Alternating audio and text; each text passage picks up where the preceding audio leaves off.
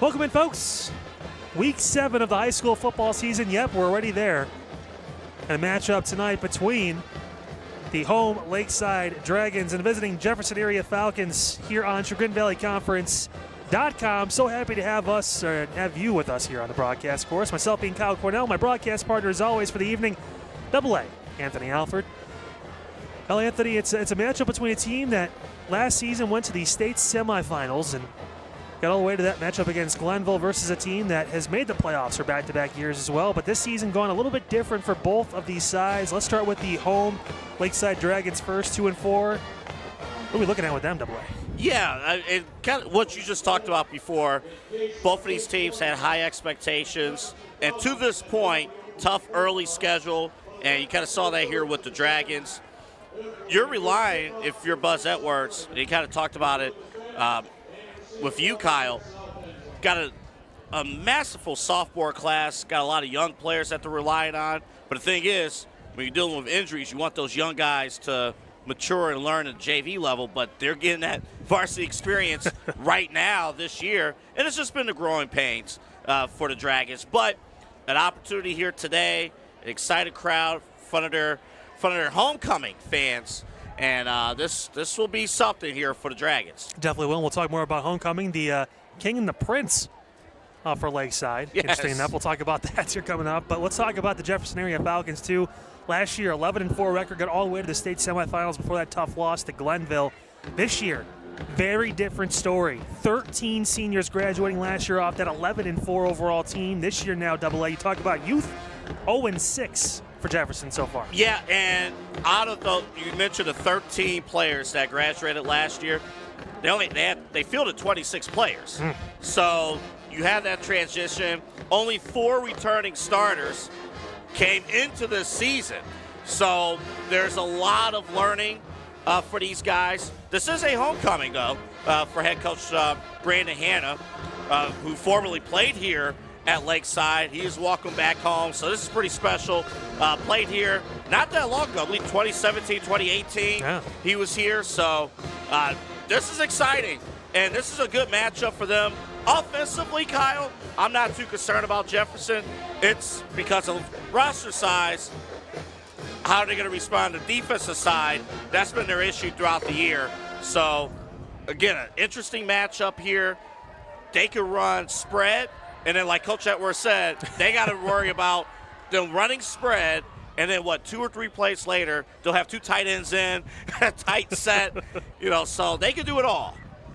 Yeah, definitely some players to look out for tonight. On the Lakeside area as well, AA, 6 different sophomores have had to step up, essentially, throughout the season for the Dragons with those injuries. We talked about both teams, and now we were kind of lucky. The first few weeks, a lot of teams were kind of avoiding that injury bug, relatively mostly healthy. The past couple weeks now, we've run into some of these teams, maybe with the record not being where they wanted it to be because some of those key players that went down. Both of these teams not immune to that this year either. Absolutely. And the other thing, too, and this is where you do credit, your coaches, your athletic director, you credit the players. These teams have taken on tough schedules, tough non-conference schedules early on. So you get the CVC play. It is that second season, and these guys on both sides, they're ready to go. It's going to start with the special teams unit. Really is, as Devin Miller is back at number 1 for the Lakeside Dragons to return, who had one of the best intro videos on the Jumbotron in the north end zone that I think we've seen in quite some time. Little package put together by the school here. Again, in beautiful Ashtabula County, again in the northern part of Ohio. Yeah, nice campus here. Very nice as the kick does off, and it's directional, and it's out of bounds, way out of bounds, halfway across the track, keeping the ball away from Devin Miller, who we talked with Coach Edwards about too, obviously AA earlier on this week. Legitimate 4.5 40 speed. He is a threat, and he is one of those sophomores. Absolutely, and this is the moment right now you get those reps. But we talked about here with the special teams, getting things started. You don't obviously want to start possession if you're Jefferson with Lakeside at the 35-yard line, but that's exactly what's going to happen for this Dragons team that is loaded with talent, and they can get some things going here with short field. Going to lean on senior quarterback Alex DeSalvatore as well. Again, the 6'4" senior quarterback. Good size for Lakeside there. now in the shotgun, of course. It's going to be 1st down and 10 on their own 35-yard line, as Double I mentioned, to kick off the ball game here at Lakeside High School in Ashtabula, Ohio.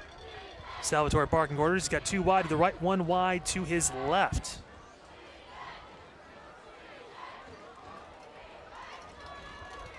It is going to be handoff on the inside, breaking through, big run, lowering the shoulder and getting down. Solid run right there for Lakeside. That number 21, that is Nate Bartone with the carry.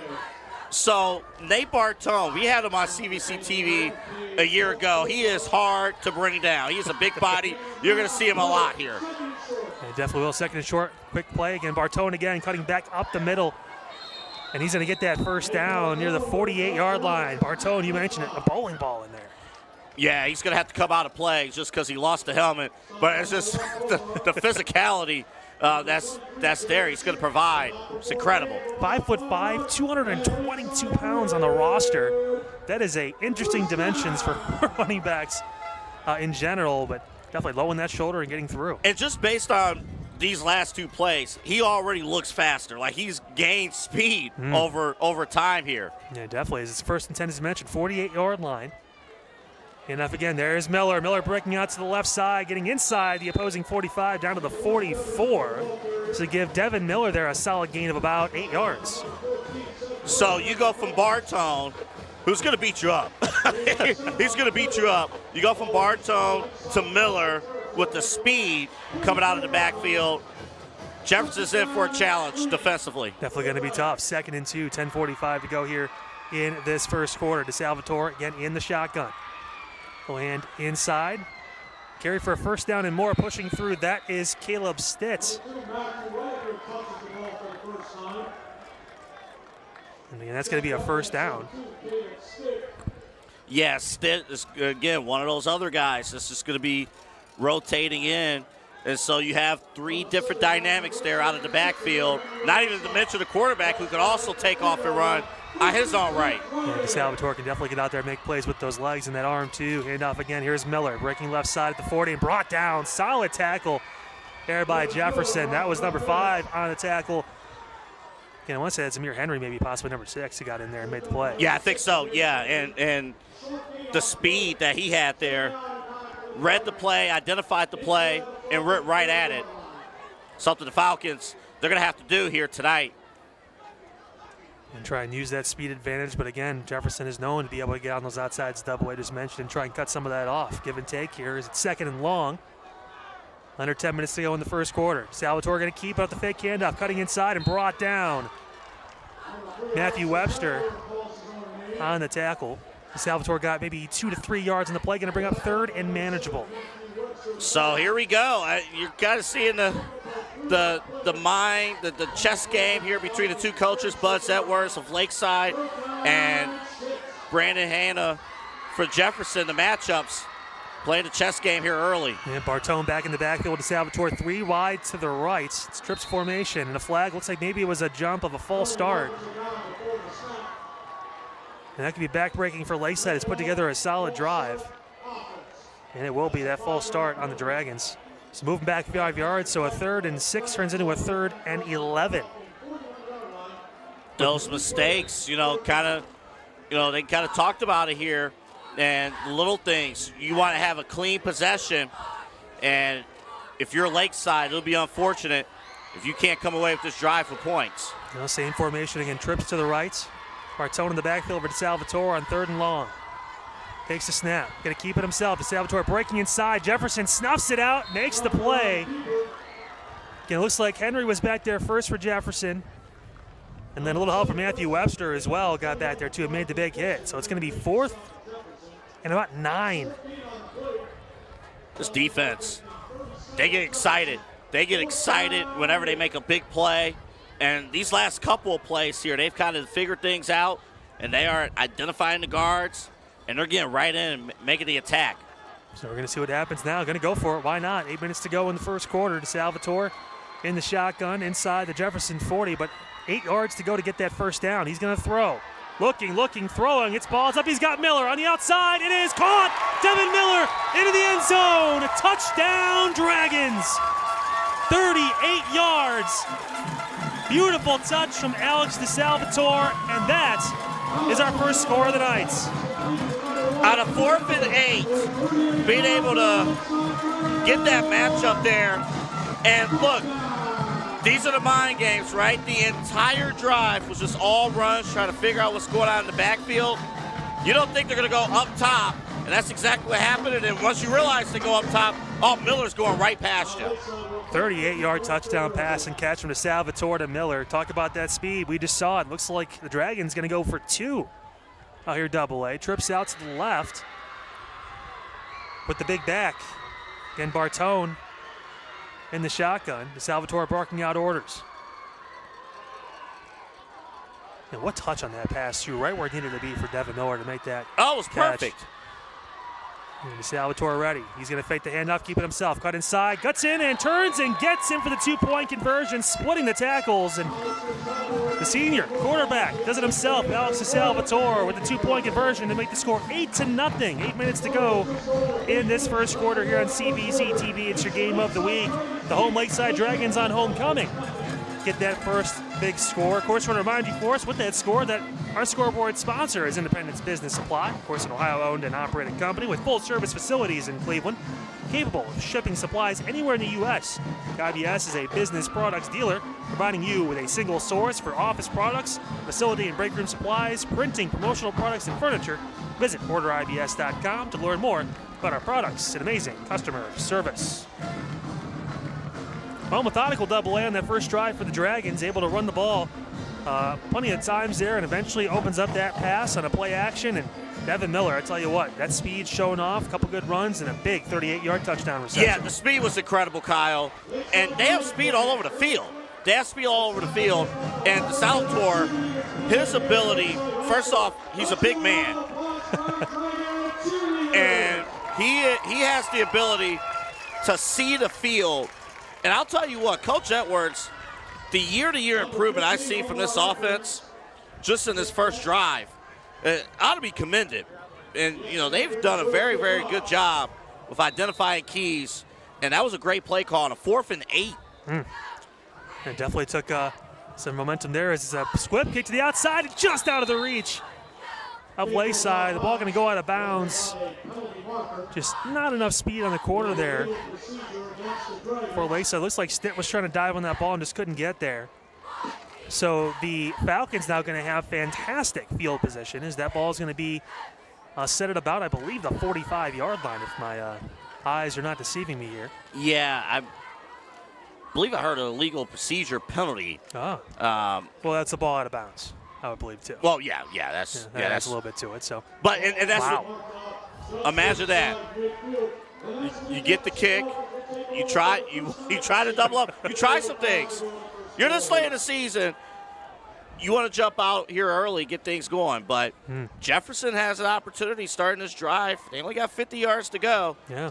And this is what we talked about here offensively, lining up 5 wide.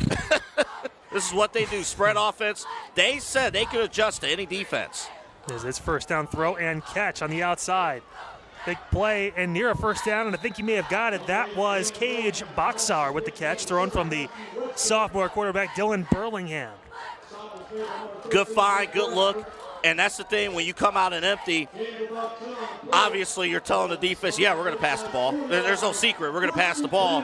But you got to get that ball out quick, identify the decision, and that's exactly what happened. And now 1st and 10 on the 40. It's another screen pass. That one's caught, and a big wall there. Nothing going on for Jefferson on that play. Solid defense there. A host of green jerseys. On the other side, led by 21. You guessed it. You're going to hear his name a lot. Nate Bartone. He was in there for the Dragons to make that tackle. The defense read that well. I think sometimes when you have a play like that, pretty much a quads format, you got to identify, you got to get that ball out quick. And that's going to be a tough task today for Dylan Burlingham, the sophomore who's taking the snaps. Drops back, looking, going to roll to his right. Can move, throws outside. It's caught. Big play there on the outside. Some positive yards back. That was number 9 for Jefferson. Devin Salinas with the catch, his first of the night. Good find, good look. Excellent job with protection, especially on the right side of the line. Like, you got to know how long you can block, how long you're going to go, and able to make that happen, going outside, making a big play. Definitely. So now 3rd down and manageable after it was a 2nd and 13 there. 3rd and 5 halfway through this first quarter. Burlingham in the shotgun. Going to hand left side, turn inside, and get that first down pass 30-29. That was Luke Funtash with the catch. He'll move the chains, first down for the Falcons. Good find. And Jefferson Falcons just with the speed. And you get a new team here in the Chagrin Valley Conference. Got to get used to this speed. It's a challenge. Definitely is, again, as it's a 5-wide spread set. Looking for that pitch outside. Nope, back inside. Solid throw and catch. First down and more. Turning in, still on his feet. Down to the 10 and eventually swung down. The ball's out. The ball is out. Lakeside says they have it. We'll see what happens. And it is Dragon football. Boxar with a great catch. He kept going and kept getting more yards, but just couldn't hold on to the football.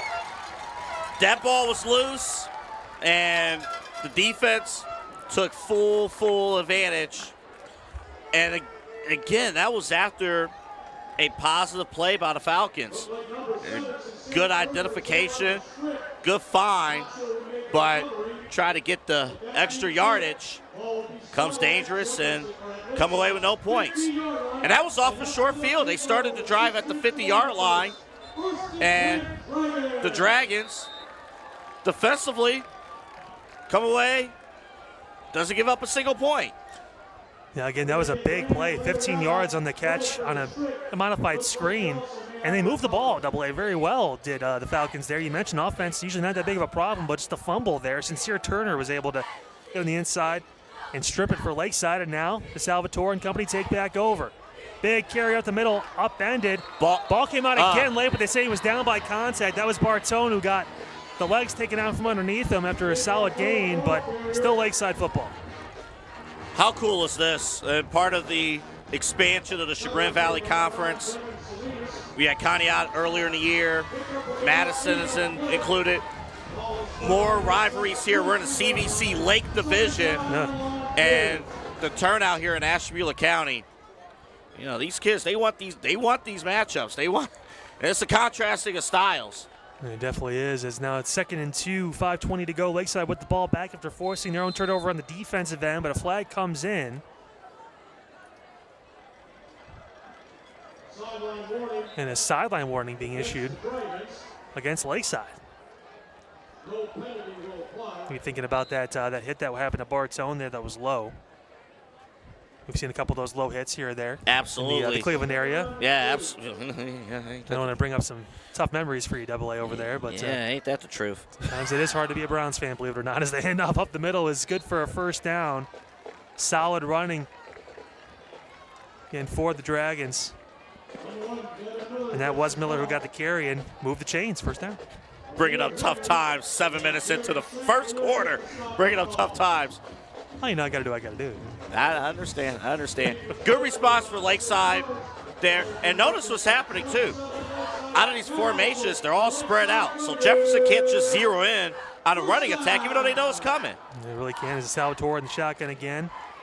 He's going to keep it himself. Salvatore breaking to the right. He's got room to run, turning the corner to the 50 and out of bounds on the other side of midfield. Alex DeSalvatore with a solid carry and another Lakeside first down. Great response there. Offensively, identifying the open pocket. Outside, the containment was lost defensively. And they're going to call him out right at midfield, AA, so give him 22 yards on the quarterback keeper. As Salvatore starting off strong, 38-yard touchdown pass, and he's got 3 carries for 28 yards in the first quarter. The senior again in the shotgun. And he will hand it off to his bowling ball of a running back who keeps pushing forward. And that, of course, be a Nate Bartone on the carry. He gets maybe 2 to 3 yards. So this offense, so Buzz Edwards said he likes to, he admires Bill Belichick. But to be perfectly honest, I'm seeing a backfield that reminds me of Ben Roethlisberger in the backfield. The bus. And Jerome Bettis. Like, it's just, like, defensively, you're going to be hurting by halftime. Your body's going to be hurting. You're going to feel Bartone coming downhill. Again, 5'5", 222 as a running back. He gets another carry, turns in, and lowers that shoulder, gets low to the ground, and gets another, about 3 yards. I mean, think of those big backs from back in the early to mid-2000s, Jerome Bettis, Allstott, those big body guys that is going to come at you with speed as well as athletic. And Bartone has that ability, and he is a valuable asset to this offense. And speaking of speed, Devin Miller back in the game in the shotgun with Salvatore on 3rd and 5. 3:22 to go in the first quarter. Miller going to get the ball on the left side. He's going to have the first down. Turns up and still on his feet. Miller breaks through to the 30, 20, 15, 10, 5. See ya. Devin Miller, a 45-yard touchdown run, his second touchdown of the quarter. And just like that, Lakeside now up 14-0. And I thought that was the end of the play. like that was that. Credit the left side of the line as well for getting that pickup block. Gavin Grant, number 59, the left tackle, drove his man, set up that outside run, and the speed from there took over. We talked about it with Coach Edwards, too. 4-5, legitimate speed. Pads, no pads, doesn't matter. This kid can go. And Devin Miller showing his speed with that big touchdown catch and that 45-yard touchdown run. As it is now going to be a 2-point conversion again to Salvatore keeping it. And again, he'll find his way into the end zone. 2 more points. That balloons our score, 16-0.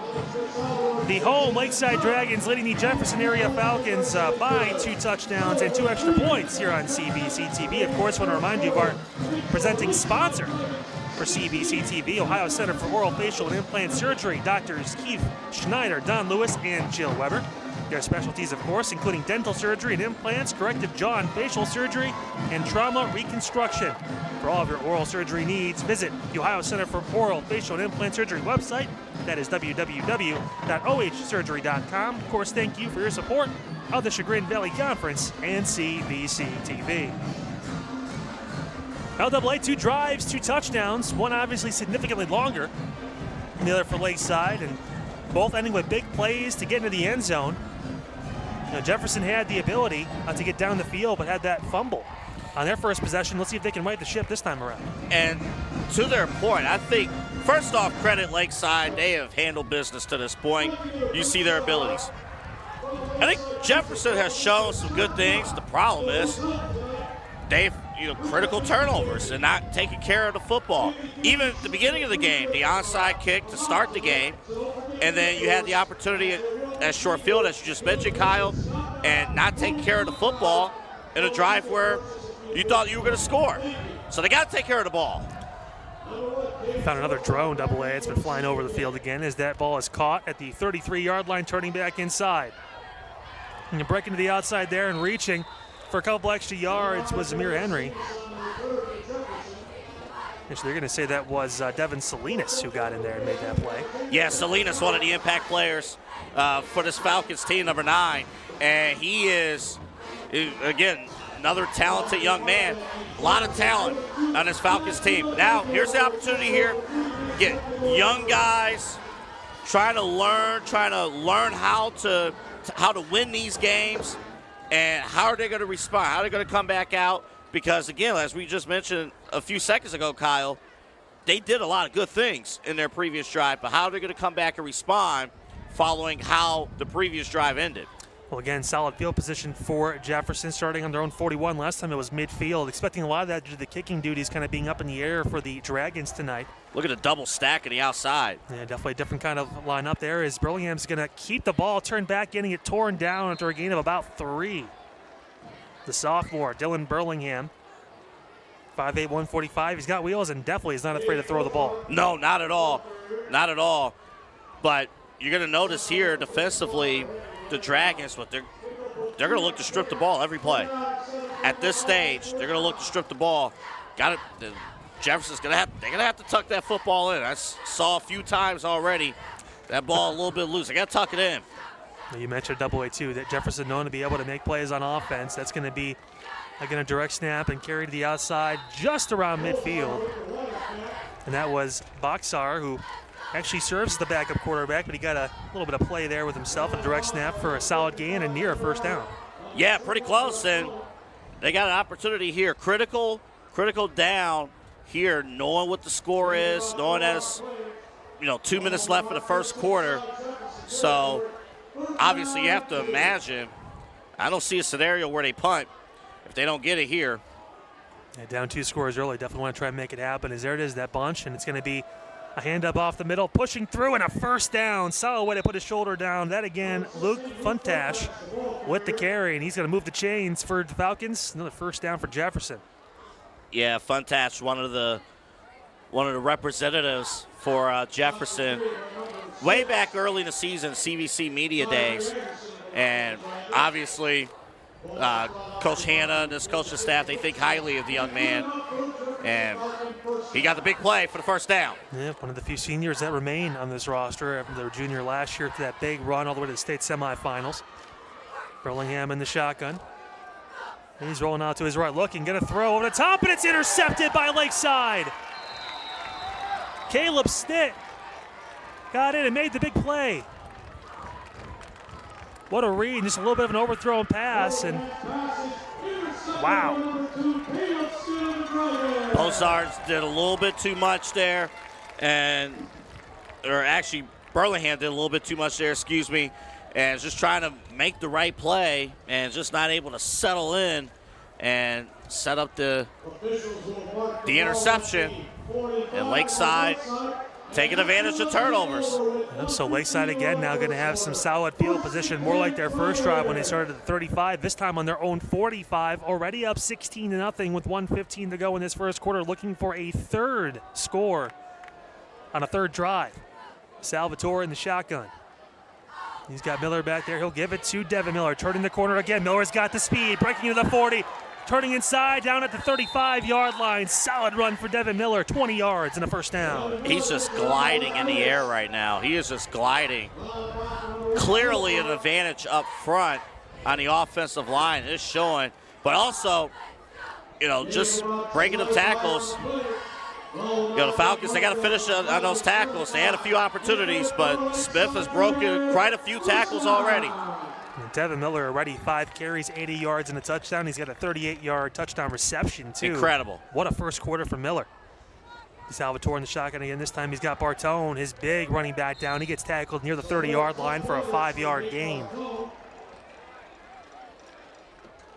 And again, that 1-2 punch, just, so this is what the Dragons, this is what they do. Going back and forth. I believe. How many pass attempts in this first quarter? 1. And that was the touchdown. That was a 38-yard touchdown on 4th and 8. So there you go. And with about 10 seconds to go, Bartone with another carry. He's going to bumble and stumble his way through for a first down. Gain of 7. He needed 5. Driving the bus. Amazing. Just amazing. And with that, that's going to end the first quarter of action here at Dragons Stadium. The score, 16-0 Lakeside on top and driving once again.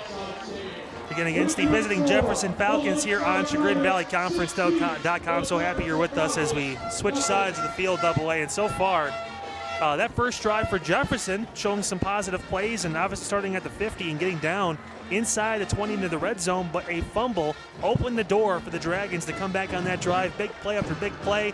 2 touchdowns, 2 two-point conversions later. Lakeside again threatening to go up 3 scores. Yeah, they have the opportunity to do so, and they have dominated on the ground. And Jefferson's had a tough time coming up with answers on the ground, too. And we always wonder, Kyle, our homecoming nights, and this is the homecoming game, we always wonder, is there going to be a bit of a distraction? Is there going to be, a bit of lack of focus? Everything as far as pregame routine gets moved up. Your seniors who are involved for homecoming, they got to stay on the field for the ceremonies. Is there going to be a distraction? And to this point, the answer is a no. They have come out with clear purpose, and they are handling business pretty much in almost every facet of the way. And we should say, too, congratulations to the homecoming king and prince, which I didn't know was a thing until tonight. I didn't know either. But actually, Abby Ortiz, number 35 for Lakeside, was named the homecoming king tonight. The prince was Randy Valeriano, number 28, both seniors. So congratulations to those guys as we're underway in the second frame. Miller cutting back inside, spun down near the first down marker. Ball came out late, but he may have been down by contact. Now Jefferson themselves, they're trying to strip the ball there. Yeah, Miller, he got a first down again, AA. 90 yards on the ground on just 6 carries this half. The blocking makes it possible. Yeah. He is, all these guys, Miller, Bartone, the Salator, all these guys, they have had open gaps to run the football, and they can pretty much choose where they want to go. Yeah, so it's going to be 1st and 10-ish because they can still technically get a first down if they get inside that 1-yard line. Can Lakeside, almost goal. Bless you. Hey, bless you. Sorry. Getting a handoff for Bartone up the middle. He stumbles through and gets down to about the 6-yard line. Give him a 4.5. Some late activity, and there's a flag coming. That's going to be some unnecessary roughness, and there's a fight on the far side of the field. Yeah, football, a little chippiness. Yeah, a little back and forth. Of course, being homecoming, these two teams not separated by too much either as far as distance in this county. So expect to see some back and forths.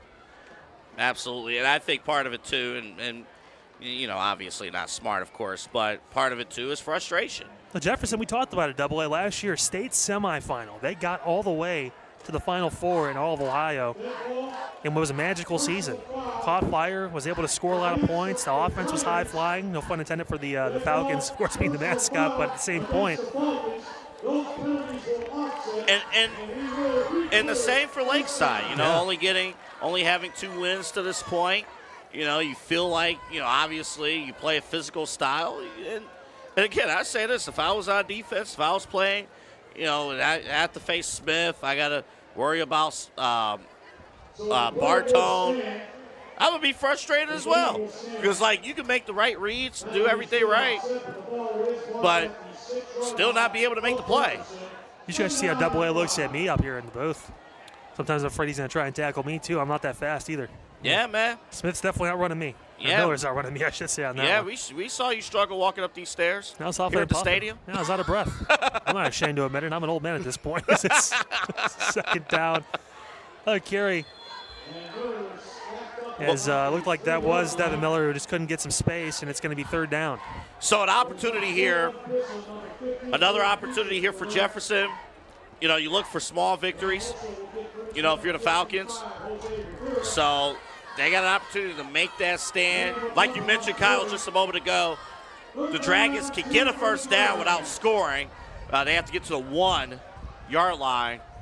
But to this point, the Dragons have been able to identify where they want to go with the football, who's going to get the football, and make it clear, but a little bit of confusement right now. Yeah, timeout going to be called by Lakeside. That is their first chance for us to talk about our presenting sponsor of CVC TV, of course. That's Ohio Center for Oral Facial Implant Surgery. Of course, Drs. Keith Schneider, Don Lewis, and Jill Weber. Their specialties including dental surgery and implants, corrective jaw and facial surgery, and trauma reconstruction.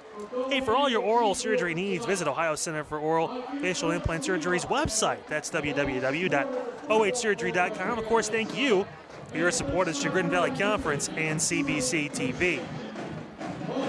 Now, for the first time, go ahead, AA, go ahead. No, go ahead. Well, for the first time tonight, a little bit of confusion on Lakeside's bench there, too. Had that warning early on in the game, too, from referees, that sideline warning. And I can't stop looking at the drone that's flying over the field, too. It seems like that's like the new thing now. Everyone's just got drones flying over. It's right in front of us, like right in our eyesight. If you aim just well enough with that water bottle, we may be able to take it down. I am not doing that. Nope. Nope. There's going to be no repercussions whatsoever if you try. Nope. I will say, though, the fans are intrigued, though, by it. Actually, somebody in the stands is actually controlling the drone, and it came right back to him. That's pretty cool. Looking like a pigeon just landed in his hand. It's graceful. Like, man, incredible. My goodness. Like a dove. 3rd down And a couple here as the handoff is to Bartone, and he gets rocked on the defensive side. Webster was in there, one of the key tacklers for this Jefferson team, and that's going to bring up 4th down.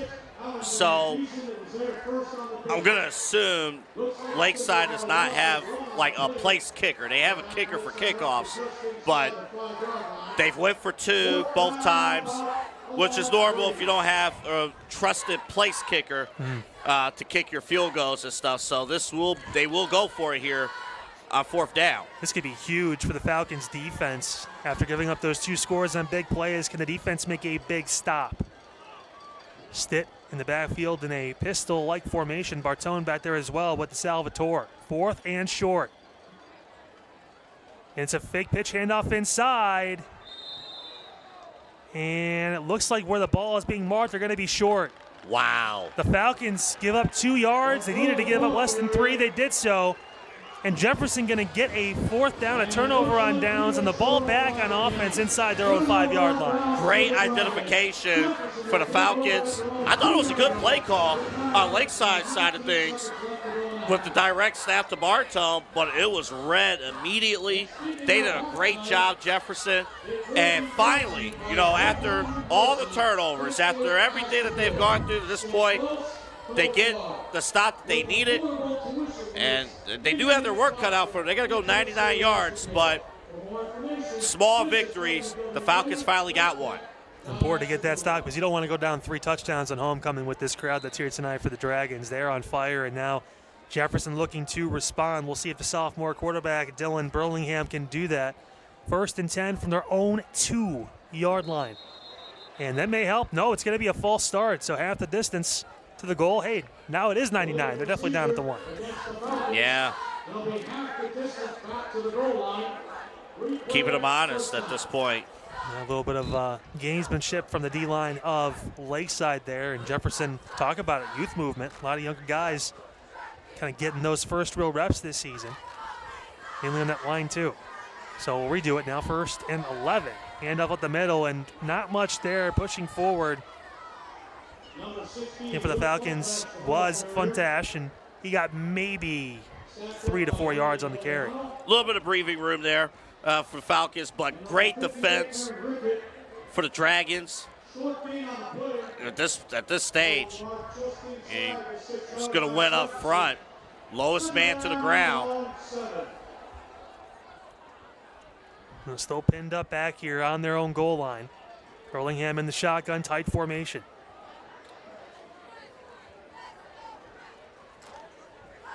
The snap is taken again. On the outside, it's Funtash. He cuts back inside, curls through, trying to get some more positive yardage, and he maybe got a yard or 2, if that, AA. It's amazing. Like, I have to imagine, like, our older viewers, they might look at that play and just say, wait a minute, in tight formation, why are we running completely off tackle and trying to spread things out? That's today's football. You try to keep everyone honest, but again, good identification for these Dragons, and they got a good opportunity here to force a 3 and out. And some movement happening now. We're going to go with multiple receivers. And a bit of a pistol-like formation for Burlingham in the shotgun. Boxar behind him, the backup quarterback. Burlingham looking, going to throw outside. It's caught, and a 1st down, and then some. Making his way through, curling back up, still on his feet. Boxar won't go down, he's still up to the 50, 40, and close out of bounds. He will be got out of the 30-yard line, but they're going to mark him down at the 42. Yeah, he stepped out like right at the 42, Kyle. But great response for the Falcons. And Buzz Edwards, the head coach of the Dragons, he talked about it with you. He's like, well, wait a minute, defensively, we got to watch for all these formations, and our guys have to stay on our assignments. But, man, it's tough. It's tough because there's so much speed coming from the Falcons side of the ball. Huge play. Over 50 yards. And now the Falcons are rolling. They've got some momentum. Burlingham got a hand. On the left side, big run by Funtash. Cuts back in to get a few extra yards and does. Inside the 30 down to about the 26-yard line. Close to a 1st down. Funtash. Actually should have it. Yeah, Funtash. He is big guy. running the football. He was not touched until like 8 yards deep because you had two pulling guards, pulling guard, pulling tackle with the blocks, and offensively they took care of their tailback. They definitely did. It's a big first down. Funtash, 6 foot, 180-pound senior for the Falcons. The big running back. Oh yeah. This is another first down, and again, Jefferson on offense finding a way to get down the field. That stop looking bigger and bigger every play. Carry on the right side, that's Webster. He's going to get brought down near the line of scrimmage. Nothing going for Matthew Webster. And I think what was impressive there defensively, the Dragons is like, look, we're going to bring pressure off the edge. We're going to bring pressure off the edge, and then even if you don't go to the left side, right side will have a linebacker ready for you as well. And again, Bartone made the tackle. Going to hear his name on both sides of the ball all night. He pretty much plays everywhere for this Lakeside club. I mean, Bartone, the defender on this scene now, of course, just a junior, too. So he's got some positive momentum building this season. Second and long. And going to be a handoff on the left side. It looks like Funtash got the carry and got maybe a yard or two, and there was a cleat that came off at one point down there. Yeah. Shiny. It's all silver. Yeah. Like somebody didn't make it, through that. Someone's walking barefoot down there, is all we're saying. Maybe a sock, maybe. Again, second time, something with the equipment. Bartone, one of his first carries for the Dragons, number 21, lost his helmet. He had to come out for a play. Well, so here we go, third down. Burlingham going to roll to the right. He's looking into the end zone. That ball is up. It's a jump ball. It's intercepted. What a play on the outside. Devin Miller just can't stop making plays. He makes the interception on defense now. And what he did, the ball was coming to him, and to ensure he got the interception, reached up with his arms. Ball came right in his hands, and highest point to the football, he took care of business. Devin Miller having one of the better nights we've seen from anyone so far this high school football season, and we still have 6 minutes to go in the first half. Incredible. Unbelievable. Yeah. 92 yards rushing. He's got the 38-yard touchdown reception and now an interception on the defensive side of the ball. And Travis Hunter is somewhere smiling for Colorado. I'm sure you're excited about that. Ain't that the truth? Great play. The ball sailed a little bit, too, unfortunately, for the Falcons. So, Miller took full advantage and ensured that he got the interception. Yeah. A couple of number ones there. Boxar was the intended receiver, too. He's had a big game already on both sides of the ball, as now it's back to Lakeside on their own 20-yard line. To Salvatore, going to hand off. Miller with the carry, and he gets maybe a yard or two. Yeah, good tackle there by Henry, number 6. And, just story to the game to this point.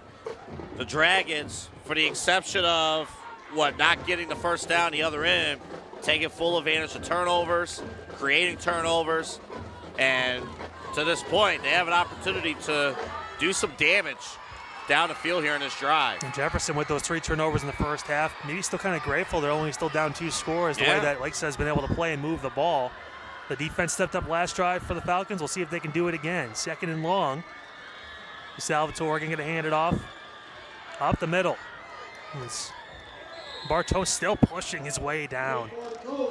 Solid 5 yards. So if there's a lesson from this game to this point, you got to compete through the whistle. That's just what it is. And we've seen a few times for the Dragons where, the Falcons thought they had a player down, and, the tailback for Lakeside keeps driving his legs and extends the play. Bartone tonight, 11 carries for 53 yards. He's just been the workhorse, giving him a lot of attempts here. Salvatore has only thrown the ball one time, and it was that 38-yard touchdown on the very first drive of the ball game back in that first frame. So third and short coming up. And it's going to be a handoff and a solid tackle right into the line of scrimmage. Couple different defenders in there. And that was big number 75 leading the way for Jefferson. That, of course, being Jordan Tressler, who got in to make that big stop. Yeah, Tressler identifying the ball carrier. Solid tackle, very solid tackle. Got right back there, perfectly formed, brought the man down. Yeah, first tackle for loss tonight. Absolutely, but again, Lakeside going for it here, 4th down. Up by 2 scores, 4th and 4 to go. Maybe try and draw the team off sides. And yep, now looks like the Salvatore's going to punt this football away. They'll take the snap, roll, and punt it away, and a solid punt. Going to drop down to 40 and take a big Lakeside bounce inside the 30 to the 25 and roll dead at about the 23, 22-yard line. So Alex Salvatore, apparently a man of many talents. Yeah, well coached on both sides. You know, you get that formation, you kind of see how the defense lines up. Maybe if you like it, you go for it there. But, you know, you play the punter, that's the quarterback, you play that there. And Jefferson had a man already ready to go to, you know, attempt to get the punt return. But then he saw the row. It's like, get away from the football. Well coached on both sides. It was, no mistakes there. Everything went good. Sometimes you'll see the snap in one of those situations be a little off, too. But give credit to the long snapper making sure that ball went to where it needed to go. And, yeah, Double A now Jefferson again on offense. They've moved the ball well on 2 of these 3 opening drives. The problem is all 3 ended with turnovers. Yeah.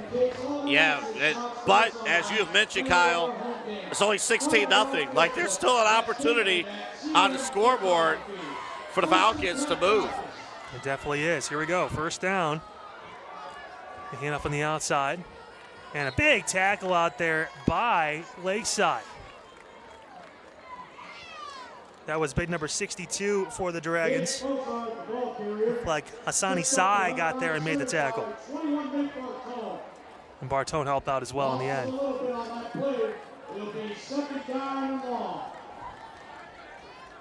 Give max protection essentially here for Jefferson. Burlingham going to hand off again to Funtash. He cuts inside. Breaking down and gets past that first down marker to the 35. That's going to be a Falcons first down with 2:43 to go. I think they found something here, so they're going to hurry up here, Kyle. Definitely have to. They're trying to get this thing going. 44 yards on the ground for Funtash so far in this first half. He gets another carry, cutting back inside down to the 40. That's where he'll get marked down, another 5 yards. Offensive line created a big gap on that run attack. And with the roster sizes, this is a logical thing you can take full advantage of. Brandon Hanna, the head coach of Jefferson Falcons, has made reference and said we can adapt and put in any formation that we want. You know, speaking of any formation, looking like they're going to have 2 different lines of scrimmage, 3 different lines of folks on the outside. Burlingham's kind of on his own. This is like flag football if I've ever seen it, but it's going to be a screen to the right. Looks like that's Boxar. He turns the right side, turns upfield, spun into bounds near midfield. A live play, a live trick play. For those who recall, that's what Pat McAfee wished happened. If you recall, several years ago, they tried something to that effect, but one of their players lined up incorrectly and got sacked. And now the same type of formation, but now looks like they're all going to come back together. They went out of bounds, so it stopped the clock at 1:55 to go in this first half. And Jefferson just trying to not turn the ball over, keep possession, and get into the end zone. Make this a 1-score game going into halftime. You can't say these coaches didn't prep for this game. And Burlingham hand up to Funtash on the right. He turns inside and gets maybe 3 yards. Abby Ortiz, the homecoming king, on the tackle there as well for Lakeside. And a player down for Jefferson. We talked about it, Double A, seeing these injuries kind of happen throughout the season for both these teams. Yeah, it's making it tough for these teams. You know, Jefferson in particular, they talked about it. You know, the injuries earlier in the season and, you know, having to overcome it. And ideally, you want some of your young guys, you know, Buzz Edwards talked about his sophomore class. You want your young guys perfectly, you want them to thrive on Saturday mornings. You know, a JV, that's where they get the reps, that's where they get the opportunities, that's where they develop the chemistry. But when you get those injuries, well, you got to field the team on Fridays. And those guys, and we all know just the speed, you know, is just different. So, got that going. I have to mention this, they attend to the injured player for the Falcons. How about those play calls? You know, the formations, you know, there, and, you know, just they work on different things and different formations. The young man is up. That was 66 there. Again, Alex Van Giesen, who's made some plays on the defensive end, too. And, of course, one of the offensive linemen playing both ways for Jefferson, hoping that Alex is going to be okay on that sideline, as he was able to eventually get up under his own power and jog off. And, again, 1:41 to go. Lakeside, I believe, with 2 timeouts left. Jefferson has all 3 of their timeouts remaining, so plenty of time to play with, and you have those timeouts. I don't imagine you're completely abandoned running the football at this point because of what Funtash has been able to do if you're Jefferson. No, but be mindful, too, as we're back in live action, the clock is rolling. Minute 30 and counting. But if you're Jefferson, you're just, no matter what, a successful drive is not giving the football up. Even if you don't score in this drive, not giving the football up, that's what you're looking for. And Burlingham, no real sense of urgency to get this snap off. Still kind of setting everything up, and the clock continues to run down. Yeah, losing over 20 seconds to this point, 25 seconds. A big deal. Obviously, you don't want Lakeside to get the ball back, but still, as another handout to Funtash on the left side and spins down. And actually, that was Boxar who was back there. Instead, Funtash is out on the right. Boxar gets a gain of about 3 to 4 yards. And now Jefferson will take their timeout. Got a wonder double A. Yeah, run about 25 to 30 seconds off the clock almost, just setting up the play before for an outside zone. Yeah, that was interesting. Interesting there. Coach Hanna was eyeing the clock, eyeing the scoreboard the entire time. So I would imagine there was intent with that strategy there. Just trying to make sure Lakeside doesn't get the ball back in case they don't convert to this point. But still at the same point, the offense has been able to move the ball for the Falcons all game long so far. Just when it's come down to that big play on the other side of the 50, we've seen some turnovers. That makes me wonder if they're going to run the football here on 3rd down somehow. Run the football on 3rd down to, like, if you make that much of an effort to run the clock down. Let's see if Jefferson does not get the 1st down here on this play, clock probably goes down to about 49 seconds, 48 seconds if Lakeside doesn't call a timeout. And they have 2 timeouts. Remember, Jefferson does get the ball to start the second half as well, so I think it behooves the Falcons to try and score here in some capacity so they can go and try and go 2 for 2 essentially and get one. Well, if they get the 1st down here, then all of a sudden now you're the aggressor with the clock. Right. And, there's going to be 4 receivers spread out to the right. Looks like they are definitely going to throw the football unless we see Burlingham run for the first time tonight, which is not too much of an occurrence. Throwing over the middle. Oh, and incomplete. Looks like maybe a miscommunication. And Bartone was in the vicinity. Just off his back shoulder, couldn't make the play. So 4th down and 6, 50 seconds to go in this first half, and decision time for Coach Hanna. Yeah, just that could have been near disaster for the Falcons. Good look there defensively for the Dragons, able to find a way to get things going, but 4 for 6. I don't see kicker if you do. Looks like we're going to be going for it. Yep. 5 wide spread offense. Burlingham in the shotgun, right in the middle of that Dragon at center field here. He takes the snap, looking right, stepping up in the pocket. Burlingham going to keep it himself. Cut it outside. He's trapped. He's going to try and run, and he is brought down after a gain of maybe 2 yards. Burlingham tried to shift his way through, but had nothing there, and Lakeside holds true. 44 seconds, and they have the ball, Double A, in fantastic field position. We've seen them make 2 giant plays through the air and on the ground. Lakeside still has a chance to get another score before the half's over. Absolutely. They got 44 seconds to do it. They got 2 timeouts to do it. Obviously, Coach Hanna of the Falcons not too pleased with the execution of the last couple of plays on that drive. I noticed on the sidelines he was making mention to kind of the QB motion there. So they'll work on that at halftime. They'll get that adjusted. But, yeah, Kyle, opportunity here for the Dragons to open this up. After a hot start by them, kind of stall it out a little bit on the scoreboard. Yeah, actually turnover on downs deep in Falcons territory, and then a punt the last time around for, again, Lakeside as they try to get that score. Because, again, the Falcons going to get the ball to start the second half. Lakeside maybe the last time their offense is going to touch the ball for a little bit here. As the Salvatore going to hand it off to Miller. Miller breaking left side with that speed, getting near out of bounds and pushing through. Did he get out? Yeah, he did. He did. Wow. So Miller, great job on the run to get some yards and also get the ball out of bounds after a solid gain of about 6 or 7. And how many times, these are the type of situations you coach at camp and in practice. You get the 2-minute drill, the less than a minute drill. You practice getting out of bounds. That was well coached. Definitely was. As now again, Miller officially with 100 yards on the ground tonight running the football. He's also got an interception on defense, and he caught a 38-yard touchdown too. As the Salvatore will take the snap, hand off to Miller again, breaking left side. Miller turning the corner and gets out of bounds. Devin Miller down to the 38, 39-yard line of the Dragons. He gets out of bounds again, saving those timeouts. Saving the timeouts, 32 seconds coming off. And what's interesting now, 2 plays in, these have been efficient plays. The last play was for 11 yards.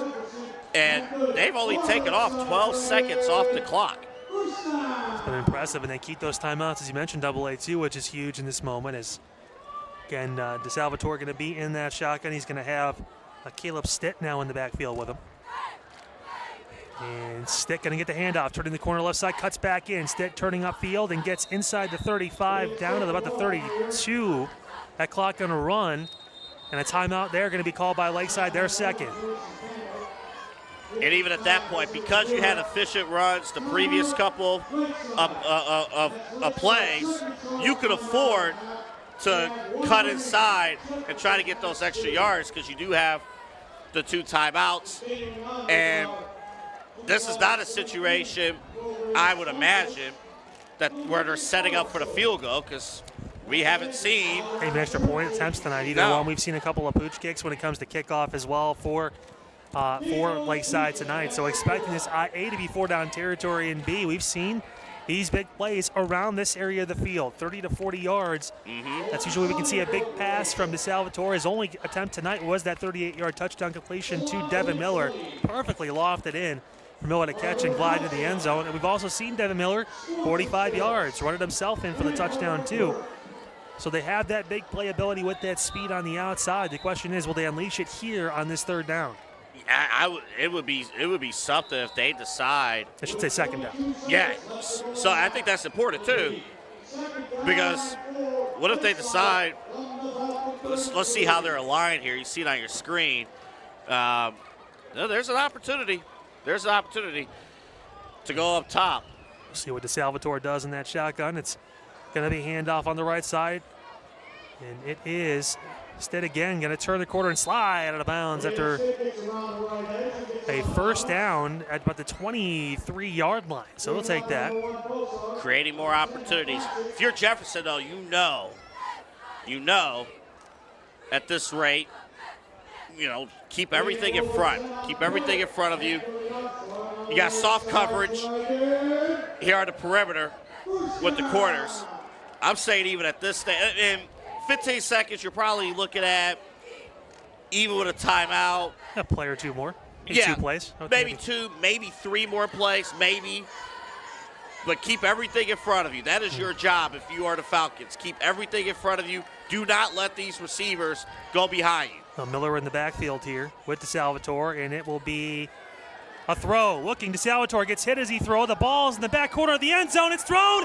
It's caught. It's caught. Touchdown. Touchdown, Lakeside. What a throw and catch. How about that play for the Dragons? What an unbelievable catch. Well, I just made mention, you got to keep everything in front of you. And the receiver, Turner, stuck right back there, and they get the score. Wow. What a play. Sincere Turner with his first catch of the night, and it goes for a touchdown. Tell you what, Alex DeSalvatore pretty happy with his completion percentage. 2 for 2, and he's got 2 throwing touchdowns tonight. We'll take that. Is this QBR at 100? It's probably more than that. It's probably at 220 or some crazy number. As they hand up to the right side, easy in for Bartone. 24-0 to score after the 2-point conversion.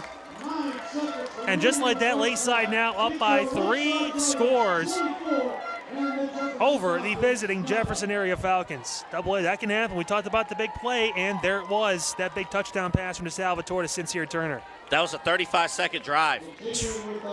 But it seemed like it took a minute to develop, but it was just perfectly coached. You had 2 efficient runs early on. Both guys got out of bounds. They used their timeouts efficiently. And we may mention, you cannot let anybody get behind you in that situation. That was the one thing that could not happen if you were the Falcons, was letting the receivers get behind you, even in a situation where you might forget, because they only passed the ball one time, that they may pass here. But that's part of the learning situation, the learning curve. You know, situational football, that's the hardest thing to learn. And, you know, and lesson learned. It happened, and Lakeside took full advantage, and now they're up 24-0, about to head into halftime. We also know, too, 9 seconds left, and the kickoffs have not been down the field, really. His Boxar is back there. And number 15 as well for Jefferson back there, Braden Dietrich. Still an opportunity to make a play with those timeouts as that kickoff is there, and it is. Boxar will take it at about his own 21-yard line, turning upfield, can make some plays. Boxar going to roll through a tackle with 3 seconds to go at the 34-yard line here of their own Falcons yard line. So a chance, Double A with 3 seconds to try a big play if they want, or it could just be a knee and going into halftime. Jefferson going to have the ball to start the second half anyway. At this point, do you have anything to lose? Why not go for something big here? Hey, it's worth trying. You know, it's worth trying at this point. You know, you would have, what, 45, well. That's 65 yards in the end zone there. Yeah, 65 yards. I did math earlier today. That's why my brain's a little more.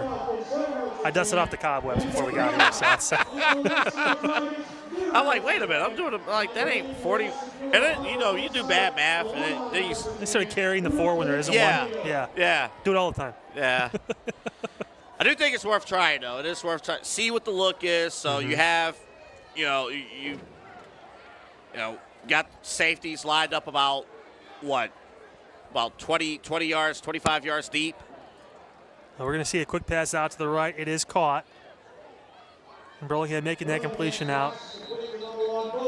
That was Boxar, who did not get very far, got about 10. That's going to end the first half. Your score, 24-0. The Lakeside Dragons on top of the visiting Jefferson area Falcons here on CVC TV. Time for a halftime break. The band's going to come out and do their thing. After that, we'll come back, get you the first half stats, and get you ready for second half action of your CVC TV Game of the Week. Back after this.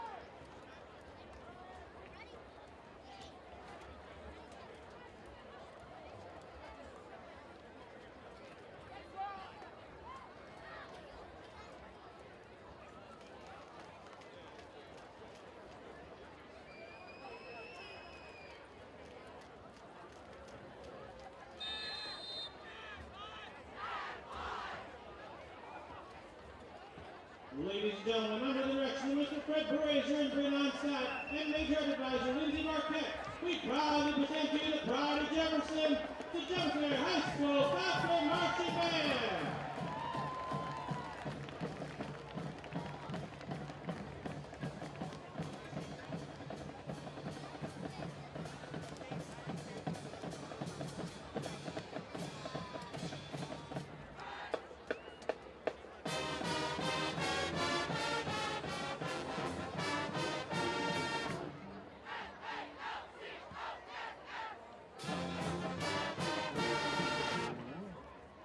Falcon Band is pleased to present a show that rocks, a show that parties, a show that even party rocks. We'll kick off rock concert tonight with 2 songs by the Foo Fighters, starting with their 1999 hit, Learn to Fly.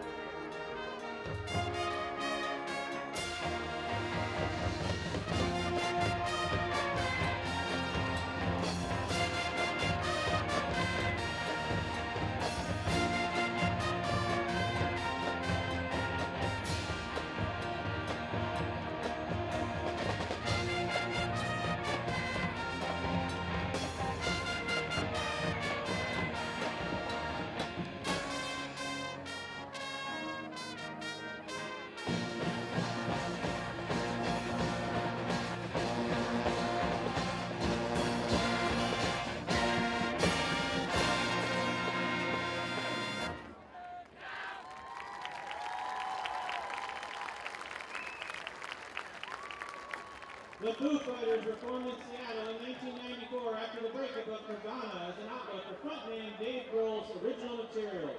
They won numerous awards and Grammys and were inducted into the Rock and Roll Hall of Fame in 2021. Featuring tonight our Fantastic Four Falcon Majorettes, we have Lainey, Mia, Bee, and Ashlyn. We continue to rock you tonight with the Foo Fighters, Monkey Wrench.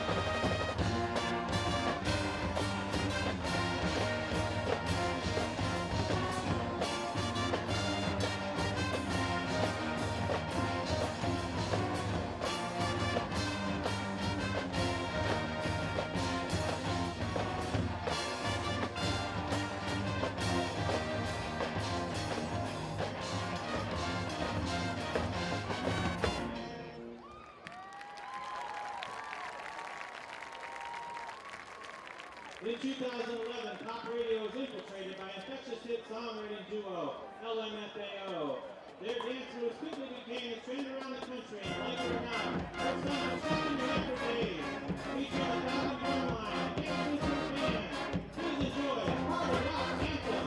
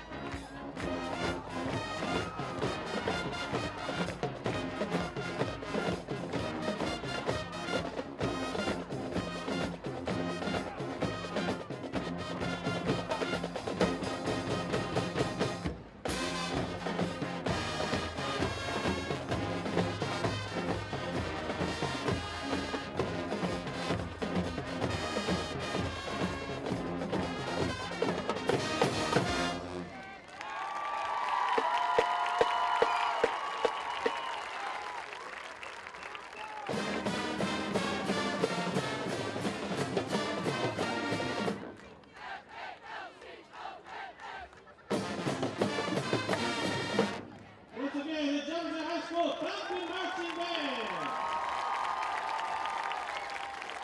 On behalf of the Falcon Band, our directors, Mr. Brazier and Mr. Onset, we thank you for your support tonight and hope you enjoyed the show.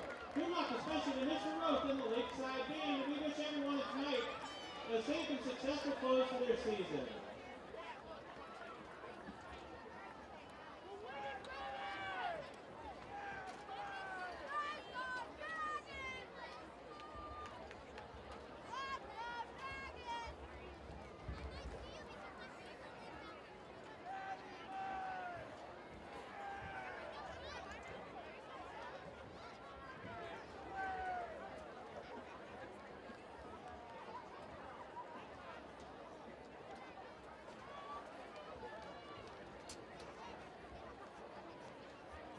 Ladies and gentlemen, the Ashtabula Area City Schools is proud to present the 2023 edition of the greatest show on turf, the Lakeside High School Dragon Marching Band. Under the direction of Mr. David P. Roth, with Assistant Director Mrs. Ashley Nelling and Major Ed Advisor Miss Ashley Stoneman, the Dragon Marching Band is led on the field by Senior Drum Major Quinn Thomas.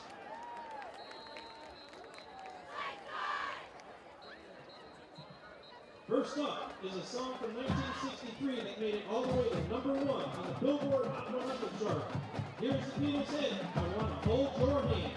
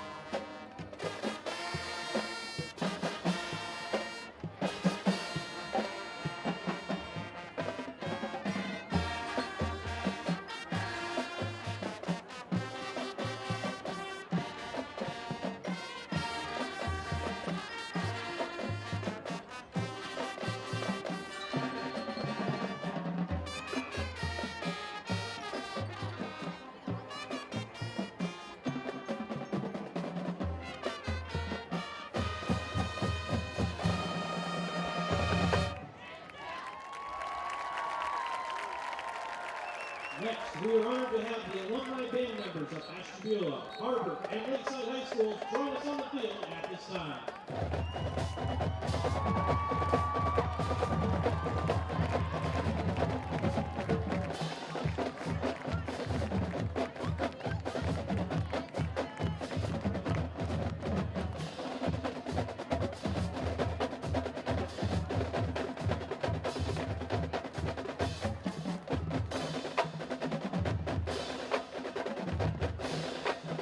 Our first headline piece was released in 1979 and peaked at number 8 for 3 weeks.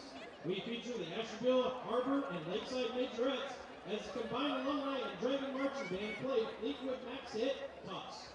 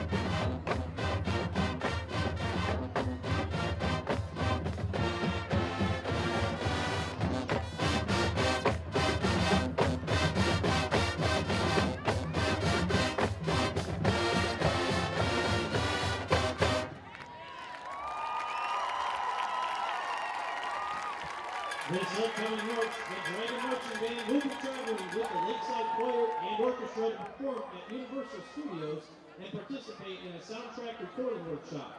This trip is a major undertaking for our Lakeside music boosters who are sponsoring the event. We are in the middle of some major fundraisers to help offset the cost of this trip for our students, with more fundraisers on the way.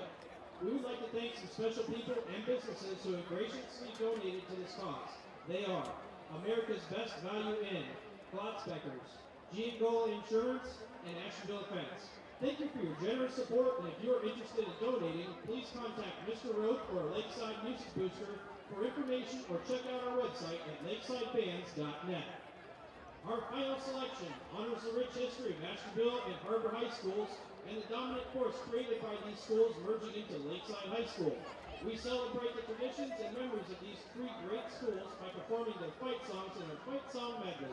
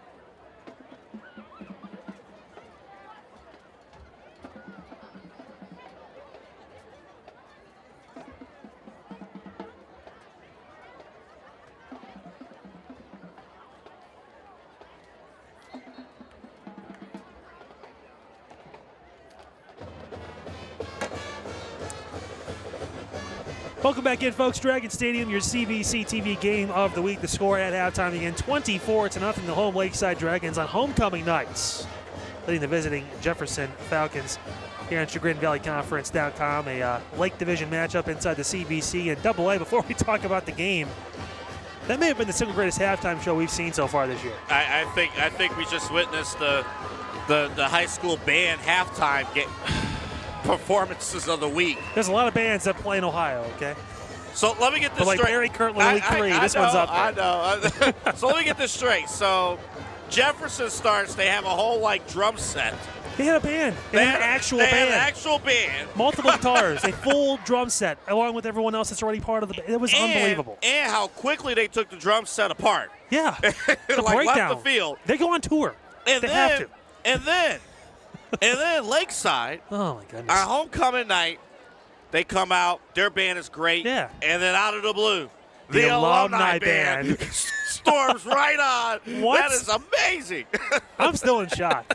We have the best seats in the house, too, on top of the skybox here at Dragon Stadium to be able to see all this, and both bands were phenomenal. That was amazing. I'll tell you what. You want some serious high school band activity, come to Ashtabula County. I think Lakeside, they're going to Universal, too. They're traveling down there for a competition. I mean, that's pretty special. Unbelievable. That's pretty special, and to have that set up and to have that happen, that's really cool. And also kudos, too. You normally don't see this, but Jefferson, their football team, they stayed out during the first set while their band was performing. And then after the first set, they went to halftime. I know why. My goodness. That was support. That's phenomenal. That's a challenge to everybody else, too, in the state of Ohio. Obviously, let's keep it going. It's these good band performances at halftime. And to this game, to this point, AA kind of back on track a little bit with what we saw on the field when the clock was ticking down there. Lakeside kind of dominating for the most part in that first half. We saw some good momentum shifts from Jefferson here and there, some big plays, but too many turnovers in that first half. We're never able to capitalize and get points on the board despite really 3 long drives that got deep into Dragon territory. Instead, all resulting in scores for Lakeside, hence that 3-touchdown and 3 2-point conversion lead so far. Yeah, definitely. And we mentioned a story here with Jefferson. A year ago, they were in the state Final Four in Division 4. They lost to Glenville, but because of that they lost 13 players last year. So, they came into the season with only 4 returning starters coming into this game. So, a lot of lessons that they are learning at this stage. They'll be better for it, but in the moment, that stuff does hurt. For Lakeside, the fact they only had 2 pass attempts, but the mix of Miller. You got Stitt in there, too. Nate Bartone, number 21.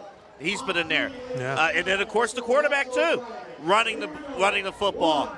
They have taken full advantage of their opportunities. They have taken full advantage. But Devin Miller, what a first half for that sophomore, too. Do it all, running back, cornerback. Are you kidding me? He's only a sophomore? He's a sophomore. 112 yards rushing. 38 yards receiving. That was that one 38-yard touchdown reception. Also, he's got an interception on the defensive side. I mean, big play after big play on both sides of the football. Actually made the interception, too, in the end zone, did Miller, which was fantastic. And real quick, as we always mention, if you have multiple running options and they perform, obviously that credit goes to the offensive line, too. Definitely does. Yeah, but we saw a couple different guys you mentioned, obviously, too. Bartone, he had over 50 yards in that first half on the ground and 11 carries. Made a lot of plays. With that, it's time for second half action. Jefferson going to receive the kickoff. Again, for the Falcons, that is Boxar that's back. He will run up to the ball and field it at about his own 26. Boxar turning inside. Big spread of speed. Boxar still on his feet to the 40, 30, 15, 10, 5, touchdown. A kickoff return to start the second half. Unbelievable. We saw glimpses of that speed from Boxar in that first half. AA receiving the ball. He had 95 yards receiving. This time returns the kick. Watch this return. And he just found the seam and just took off a couple of broken tackles. That was the last attempt by the kicker and just turned on the Jets. You cannot deny the speed of this Falcons team. They were looking for something, anything, any way to get into the end zone, and they finally do it. And I'll tell you what, you look at the sidelines for the Falcons, they were jumping up for joy. You could tell they work on this, and they handle business. And what a play. 74-yard kickoff return for a touchdown to open the second half. And just like that, momentum right back on the side of the Falcons, Double A. They needed that one. I'll tell you what, though, this Falcons team, they don't let anything phase them. They went into the halftime break. They were in good spirits, going in. They know they did some good things. They just needed to get to the end zone. There 3 turnovers in that first half and a lot of good drives. Falcons able to work their way back in. Dillingham going to throw to the outside. It is caught in for the 2-point conversion. It is good. And that was, I believe, Salinas. Yeah, Devin Salinas caught that just over that goal line. And just like that, the score now 24-8. The Falcons strike. It only took them 11 seconds to get on the scoreboard in the second half after struggling in the first. Wow, what an opening sequence. That's how you want to handle business. If you are the Falcons, going right in, driving through, I'll tell you what, that's what the beauty of these football games, right? It ain't over till it's over. And this Falcons team went right in, just needed that one play to get things going, and they got it. And their sidelines, they're electric right now. I'll tell you what, in honor of Jefferson's first time getting on the scoreboard tonight, we'll talk about our scoreboard sponsor, of course, that being Independence Business Supply, an Ohio-owned and operated company with full-service facilities in Cleveland, capable of shipping supplies anywhere in the U.S. IBS is a business products dealer providing you with a single source for office products, facility and break room supplies, printing and promotional products and furniture too. Visit orderibs.com to learn more about our products and amazing customer service. I'm at Lakeside for the first time. Going to come out and a little momentum not on their side here after a big play from their defense or their offense, of course, leading touchdown drives. Now for the first time in the game, the other team has scored. How did the Dragons respond? Well, first they're responding by figuring out where they're aligning. And that's just, communication, trying to figure that out. I'm sure their coach, they're learning too. A little bit of trickery too from the Falcons, messing some guys around the line of scrimmage. Basically just flipping the field. I'll tell you what, the pre-snap activity we've seen in this game has been incredible. Jensen Yarosh is the kicker for the Falcons, and he's been kind of messing around and doing some different lineups. So we'll see what happens here, and it is a pooch kick. We fielded at about the 30-yard line. And breaking back again is Lakeside, turning up the field. 13 for the Dragons, getting down to about the 44-yard line, that being Matt Wagner. So again, solid starting field position for the Dragons. Pretty eventful. 18 seconds to start the second half. Well, as soon as Wagner got to the outside, they were thinking, oh boy, here we go. Yeah, are you kidding me? Oh, now the Dragons going to try and weather the storm. The Falcons swirled up with those talons after that big kickoff return for a touchdown to start this third quarter. Alex DeSalvatore, Double-A, you talked about it. Only 2 pass attempts in that first half. Both went for touchdowns. It's been run, run, run for the Dragons on the ground. And DeSalvatore going to keep it himself, break up the middle, and get a gain of about 2 to 3 yards on the first offensive play for the Dragons in the second half. I expect the pass attempts for the Dragons to double in this quarter. 2 to 4? I expect it to double. All right. I expect I'm going to hold you to that. But I only say that because I do believe the Falcons, you kind of saw it in that play, they're zeroing in on there. Now watch, at the end of the second quarter, the touchdown, that was off of a wheel route there too. So that was miscommunication in the secondary there. So kind of watch out in the backfield for Lakeside, kind of mix it up a little bit even more. Yeah, Stitt and Bartone in the backfield. This time Stitt gets the carry, cuts back inside, spins down, and gets around midfield. So give him 3 more yards. So it's going to be 3rd and medium coming up for the Dragons. Opportunity here for the Lakeside Dragons to really make the push. The only criticism you might be able to say about the offense is sometimes it may stall just a little bit here if it gets to like a 3rd and 4, 3rd and 5, 3rd and 4 situation. There's a chance that it stalls, but remember again, you got to be mindful of them going for it on 4th down as well. So even a 3-yard gain, if they don't get the first down, it's still a successful play for the Dragons. See what Coach Edwards have in store. It's going to be Devin Miller up the middle again. And Miller looks like maybe he was just about a yard short. It's been a great night for the sophomore. Amir Henry with the tackle for the Falcons, and now a 4th and short, and I imagine, again, it's going to be possibly 4th down territory for Lakeside. When it's this close and you have the rushing attack that they do, I imagine only a yard to gain. You feel pretty confident if you're if you're Coach Edwards down there. If they like the look, they'll go for it here, and they have the option to pooch punt as well. Looks like they are going to go for it with DeSalvatore in that shotgun. He's going to send Miller in motion. And it's going to be Bartone with the carry. He's going to break through and have a 1st down and more. Big tackle to save what could have been a serious issue. Great job there by Devin Salinas to tackle Bartone, but he moves the chains for a Lakeside 1st down. Seeing Nate Bartone out in space off tackle, that's pretty special to see. I was nervous up here, and we're far away. But I'll tell you what, he's added that to his game, because in the last year he was stayed on the inside, so to see him go off tackle, that's pretty good. Definitely is. Now Salvatore will keep the ball on a quarterback run down to the 30-yard line, about a gain of a solid 8 yards for the senior quarterback. Credit 55 up there as well, and credit the lineman. We're going to credit Nate Bartone when he's running the football. I will also give him flowers when he's called upon to get the initial front line block, and he did just that. What kind of flowers? A little bit of let me think about that a little bit there. You think about that. 2nd down coming up for Lakeside there as Bartone gets another carry up the middle. This time he only needed 1 or 2 yards. He got about 3 and a 1st down for the Dragons. Sunflower. There you go. There you go. That's not bad. Do you think I am a walking home and garden show? Yeah, I thought you were more in touch with the flower game. I didn't know, man. I apologize. That's my bad. Sorry, Kyle. It's all right. Well, apologize to me. Working with Anthony Petiti. Yeah. The people on the west side of Cleveland will definitely get that reference. 1st down and 10. Inside the 30 for the driving Dragons again, now deep into Falcons territory. Sorry, I left my jacket in the car. That's why you're shivering a little bit? Yeah.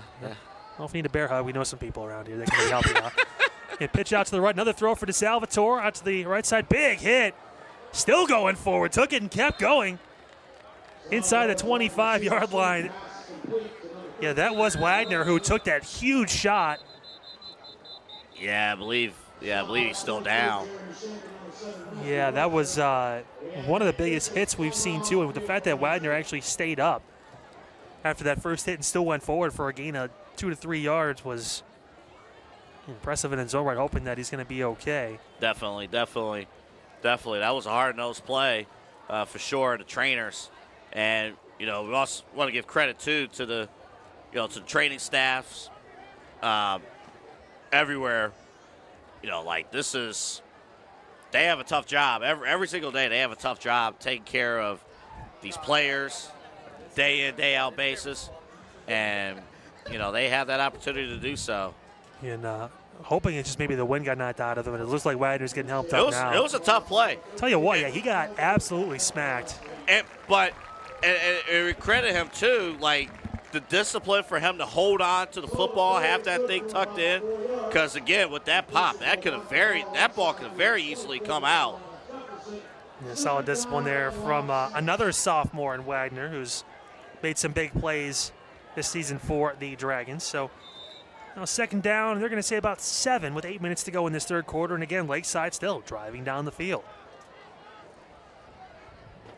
See Bartone's in the backfield again with DeSalvatore. He will take the ball. Bartone breaking right, some space, lowering that shoulder inside the 20, and that's near a 1st down. What more can you say about 21? About 21 Nate Bartone. He's going to make his presence known. If he gets that explosiveness, the moment he gets the football, good luck. And a quick snap. Bartone again with the carry, trying to get that 1st down quickly, and they do. 3 yards for Bartone, and another 1st down for the Dragons. And he did a good job there. He used Anderson, number 6, as a blocker. And Terry Anderson. And a late flag coming in, too. We're going to see what the official ruling on this is. Usually with this late, and it's not involving the lines. It could be possibly a personal foul, maybe a face mask or something like that. We'll see what popped through. And it looks like maybe we're going to be moving backwards here.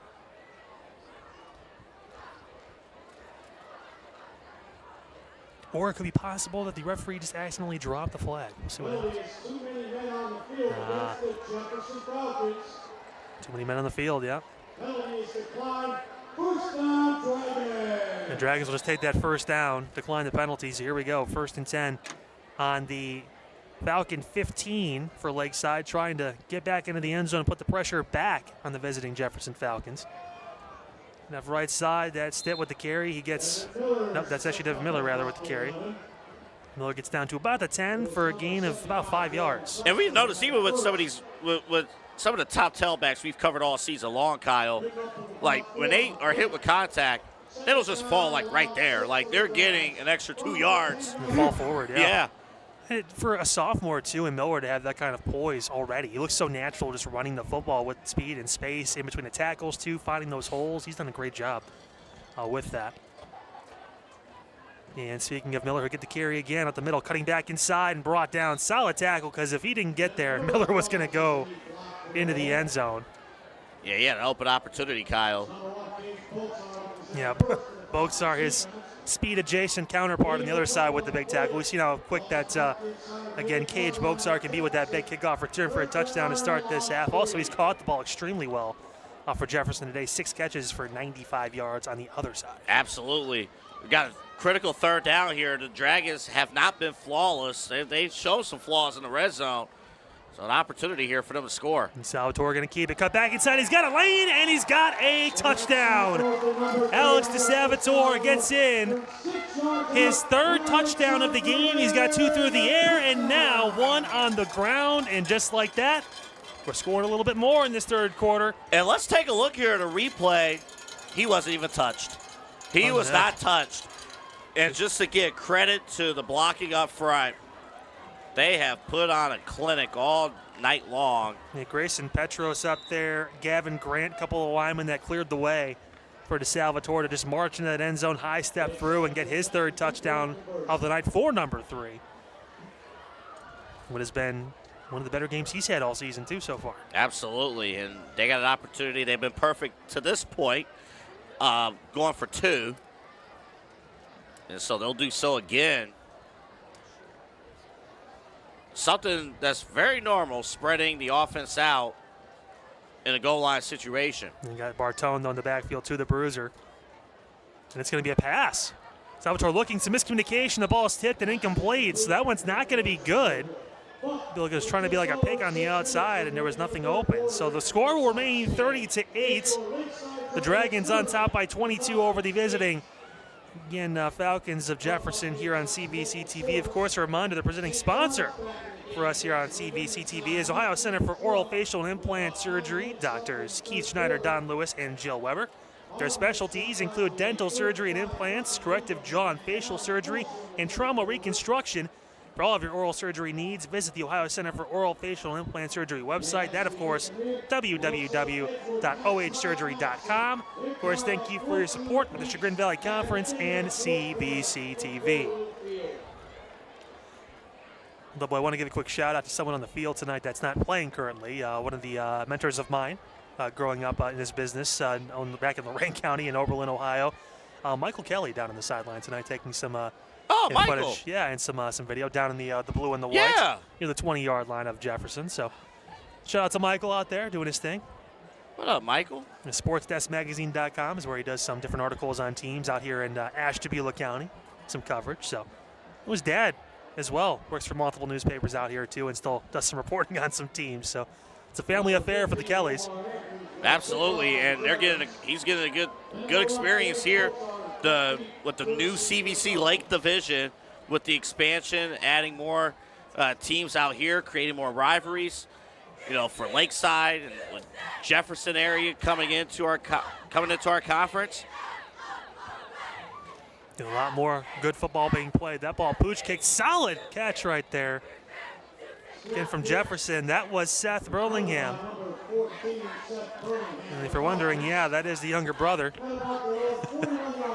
of the quarterback there, Dylan, who made the big play to get that ball down. And again, great starting field position here for the Falcons, who showed the explosiveness, Double A. We talked about it. Offensively, that first half, they had a lot of good drives. Momentum just got derailed by turnovers. The kickoff return by Boxar to start this third quarter, showing that Jefferson still has some fight and definitely has a lot to give in this second half. Absolutely, and for them being this first offensive drive for the second half for Jefferson, they got an opportunity to respond.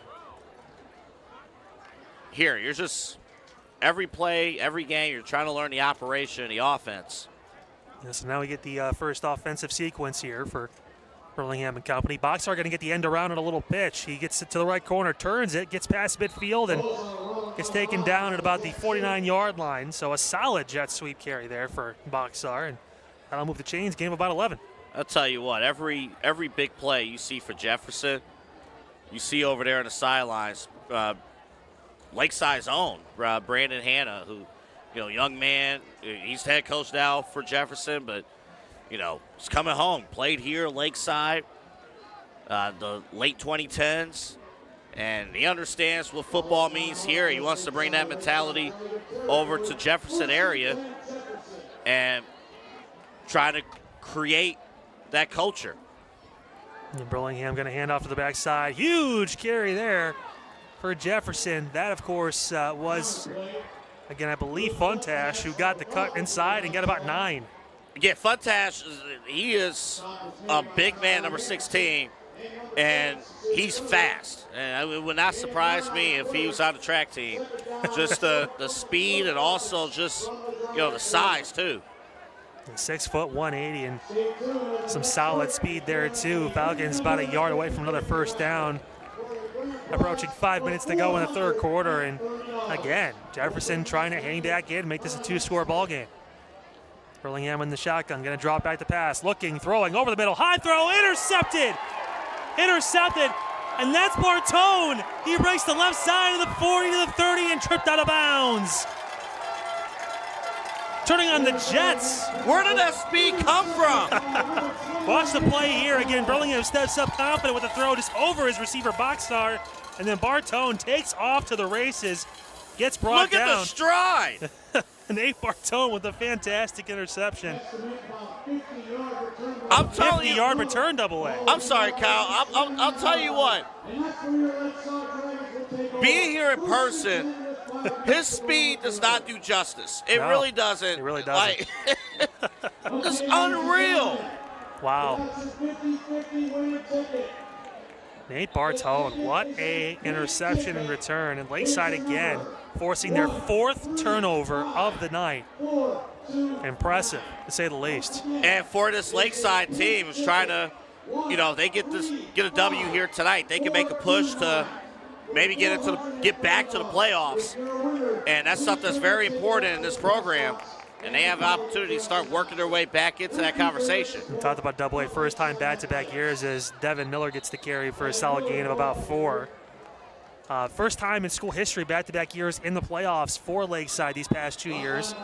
First time back-to-back winning season since the 04-05 seasons. And I believe there is going to be a timeout with an injury out there. And going to see who that was. Of course, Miller was on the carry. And I don't think we've seen Devin make his way back. So hopefully he's going to be okay out there. Yeah, definitely. And, it's tough with these football games, kind of, what's going to happen. And you try to take care of yourself. And, there's only one way to play the game. It's full speed. And, you hope things are good. The training staff working on the injured player right now. But yeah, to that point, we was just talking about, just the, right now, Lakeside coming in 2-4. If they win here today, they'll move up in the standings. They're in Division II, Region 5. As Miller is walking off. A little bit of a hobble there, but now starting to get better stride. Again, Devin Miller's had a fantastic evening. And definitely don't want to, you talk about injuries and sophomores having to step up. He's been one of those guys this year that's just been absolutely phenomenal. for Coach Edwards and company down there. Hopefully he's going to be able to shake that off and get back out there for him, wishing him the best. Yeah, he wants to be back in. I don't think he wanted to go out of the game, but it's just protocol, man. Sorry, yeah, I'll take you out for a second. Yeah, that absolutely. Everyone doing their job, of course. But there's enough depth on this team and in that backfield where you could, if he has to take that, you take the rest.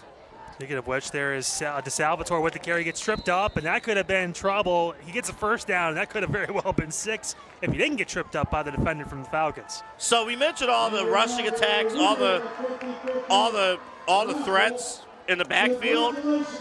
Yeah, add the quarterback, add the Salvatore in there. My goodness. 6'4", 180, great size, and can definitely spread the field not only with his arm but with his running ability too. Think about it. You already have Miller. You have Stitt, number 2. You got Bartone, 21. It's unbelievable. Speaking of Bartone, this time he gets swallowed up. Solid defense on the inside. A couple of different Falcons in there led by number 11, Grayson Campbell, who made the end tackle there, and that's actually one of the first times we could say that Bartone actually went backwards.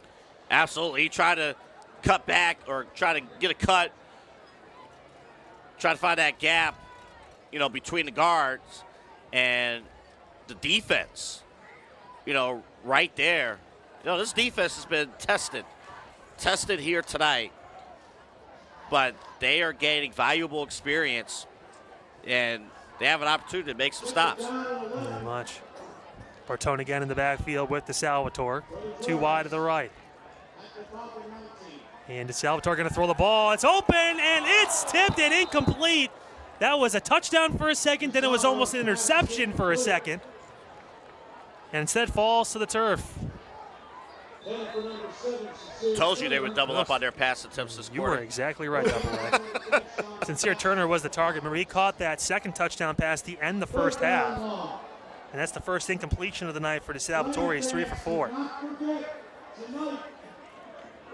That was in and out of the hands of Turner. That just was kind of trying to angle his body to fall into the end zone, couldn't hold on. And then the Falcons defender almost made the interception. That went through his hands, too. Went down to that tan beige turf in there. Well, absolutely. And it's being a DB, the defensive back, it's very tough, games like this, because let's be honest, for 95% of the plays, you're not involved. Yep, DeSalvatore again throwing one up into the end zone. A push at the end. 1 foot. Did he get it? No. Sincere Turner again, suddenly becoming a favorite target of DeSalvatore, and just couldn't get those feet in bounds. Only need 1 in high school, but it wasn't there, so it's going to be now 4th down and 11. And that was the same or a similar variation to the touchdown at the end of the second quarter that the Dragons were successful on. Mm-hmm. And this time, the defensive back just like, hey, I'm going to defend it that way. Yeah, timeout going to be called here by Lakeside, I believe, as Coach Edwards wants to talk it over a little bit more. And, yes, a big play coming up for the Dragons and another chance for the Falcons to try and nip something in the bud here and get the ball back. This game, the score is odd. I'm just going to be honest. Well, 30-8 in its own right, because we've seen a lot of 2-point conversions. We've actually seen, I believe, 5 of 6 be converted tonight to this point. But it's an odd score just because, the Dragons, let's just be real about it, have handled business. But if Jefferson's able to get this stop here, if they can go down the field, if they can have a drive where they don't turn the ball over, then all of a sudden it could be a 2-score game again. It doesn't feel like the Falcons are out of this game at all. No, it does not. Despite being a 22-point game, just because we know both teams can make big plays. We've seen that literally on both sides, whether it's the special teams or the offense. We've seen big play after big play from both sides. So it's still very much an open game. And, again, for Coach Edwards and Lakeside here on homecoming night, they want to try and slam the door shut on the Falcons here. But to do that, they got to get at least 11 yards on this next play and keep possession and try and get back on that scoreboard one more time. Absolutely. And, again, for those who are just joining us, to this point, Lakeside has not attempted a kick. So this is why on 4th and 11 in their red zone, they're going to go for it. Yep. And DeSalvatore in that shotgun. And he's going to keep it. Going to look. It's going to be a screen out to the right. It is caught. Wagner turning up the field. Wagner's got room to run inside the 10. Turns the corner. Touchdown! Touchdown, Lakeside! 19 yards. Matt Wagner. Another sophomore makes another play. What a course correction from Wagner, cutting in and out, weaving through the defense, and he goes for 6. To do that off of a screenplay. Oh, my goodness. To do that off of a screen, which is amazing, because... Well, when they get a penalty marker down there, too, Yeah, Double A, we do. so let's hold our horses, Yeah. too. Before I lose my lungs here, let's see what actually happens down. Actually, it's going to be Sideline warning. A sideline warning, yep, as you mentioned, Double A, against Jefferson there. So touchdown's going to stand. That's the 3rd passing touchdown of the night for DeSalvatore. He's got one on the ground, too, and, hey, no shocker here, going for that 2-point conversion again. 36-8 the score. Impressive from Matt Wagner and company. DeSalvatore going to throw again, looking for that out route. Oh, over the head of his receiver and incomplete. And with that, we're going to stay 36-8 here on CVC TV, your game of the week.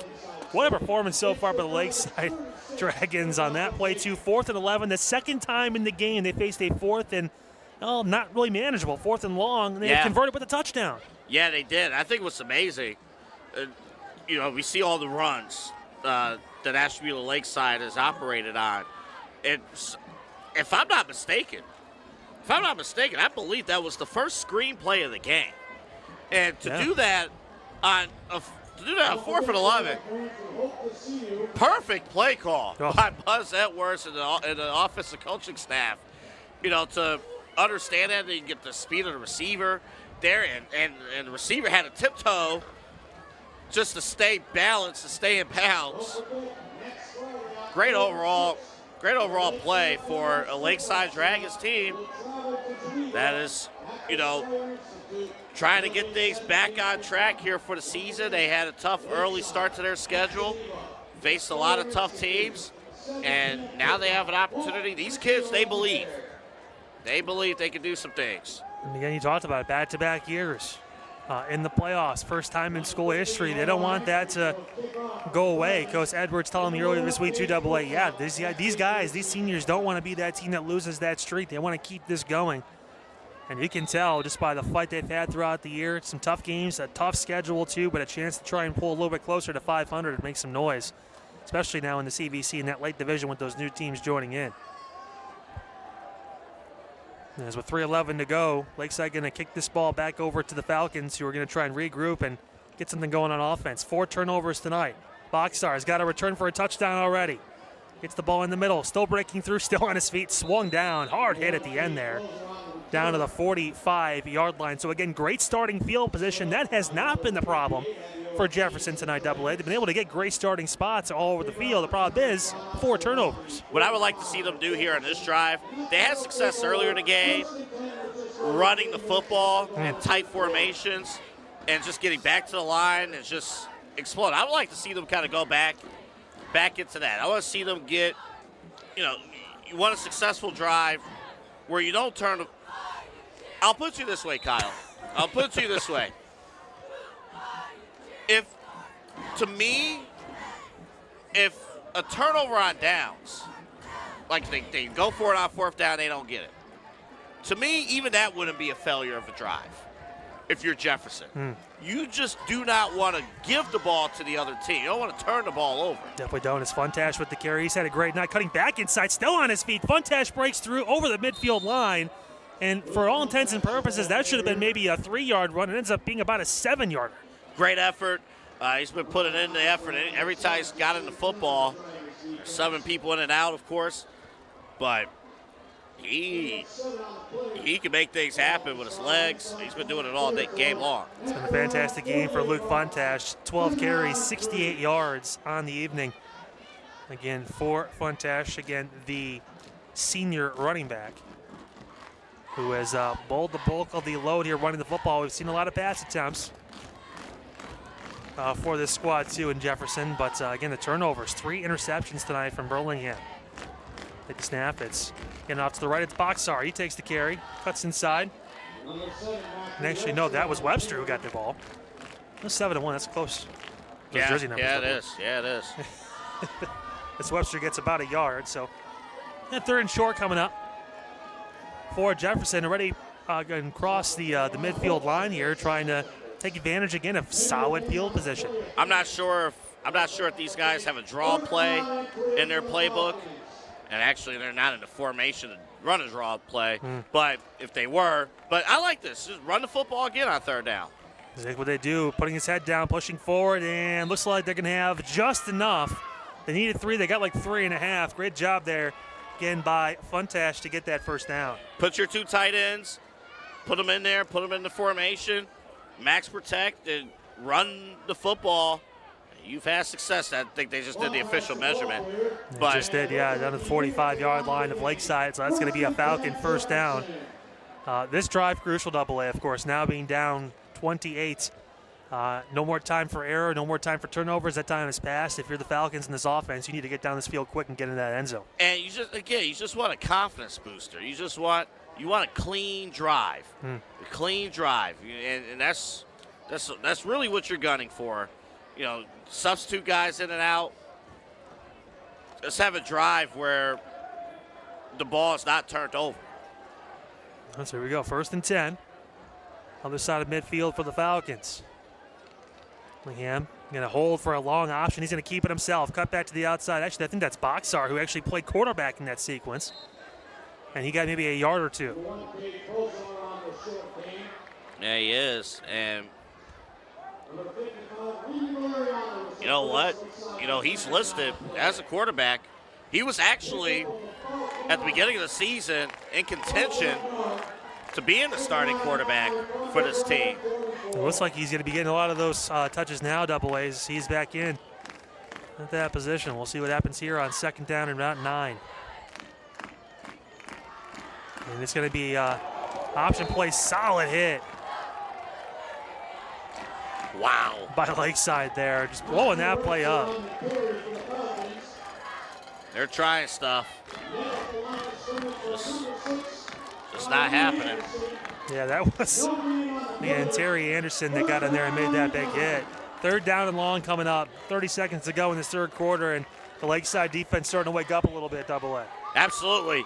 And they have an opportunity here on the 3rd and 9 to put the clamps. They got 2 plays to do it, though. Put the clamps on this drive, but it's going to be against a 5-wide spread. And looking outside, Burlingham under pressure, trying to get through and escape. He breaks out back to the left, looking, not going to throw, going to lower his shoulder and get maybe a yard. Solid chase down there. Again, by yours truly, we're seeing a bunch of guys working their way through. That again being Matt Wagner, caught that big touchdown and now gets the big tackle. So 4th down and long. I think in total, he might have ran for about 15 yards or 20 yards side to side, just trying to find something to make work. And with that AA, we're going to flip sides as we go into the 4th quarter. The score again, 36-8. See it on your screen. The Lakeside Dragons have been able to take advantage of 4 Jefferson area Falcons turnovers to convert them into points 3 out of 4 times. And that, of course, has led to this 28-point lead going into our 4th quarter of play here in your CVC TV game of the week. Both these teams in that newly formed Lake Division and bringing in a bunch of new squads into the area in the Chagrin Valley Conference. And Lakeside's been able to capitalize all night long on some miscues from Jefferson's offense, despite the Falcons being able to move the ball and get pretty decent yardage and some good plays. They've ran the ball fairly effectively, 2 AA, as you've mentioned before.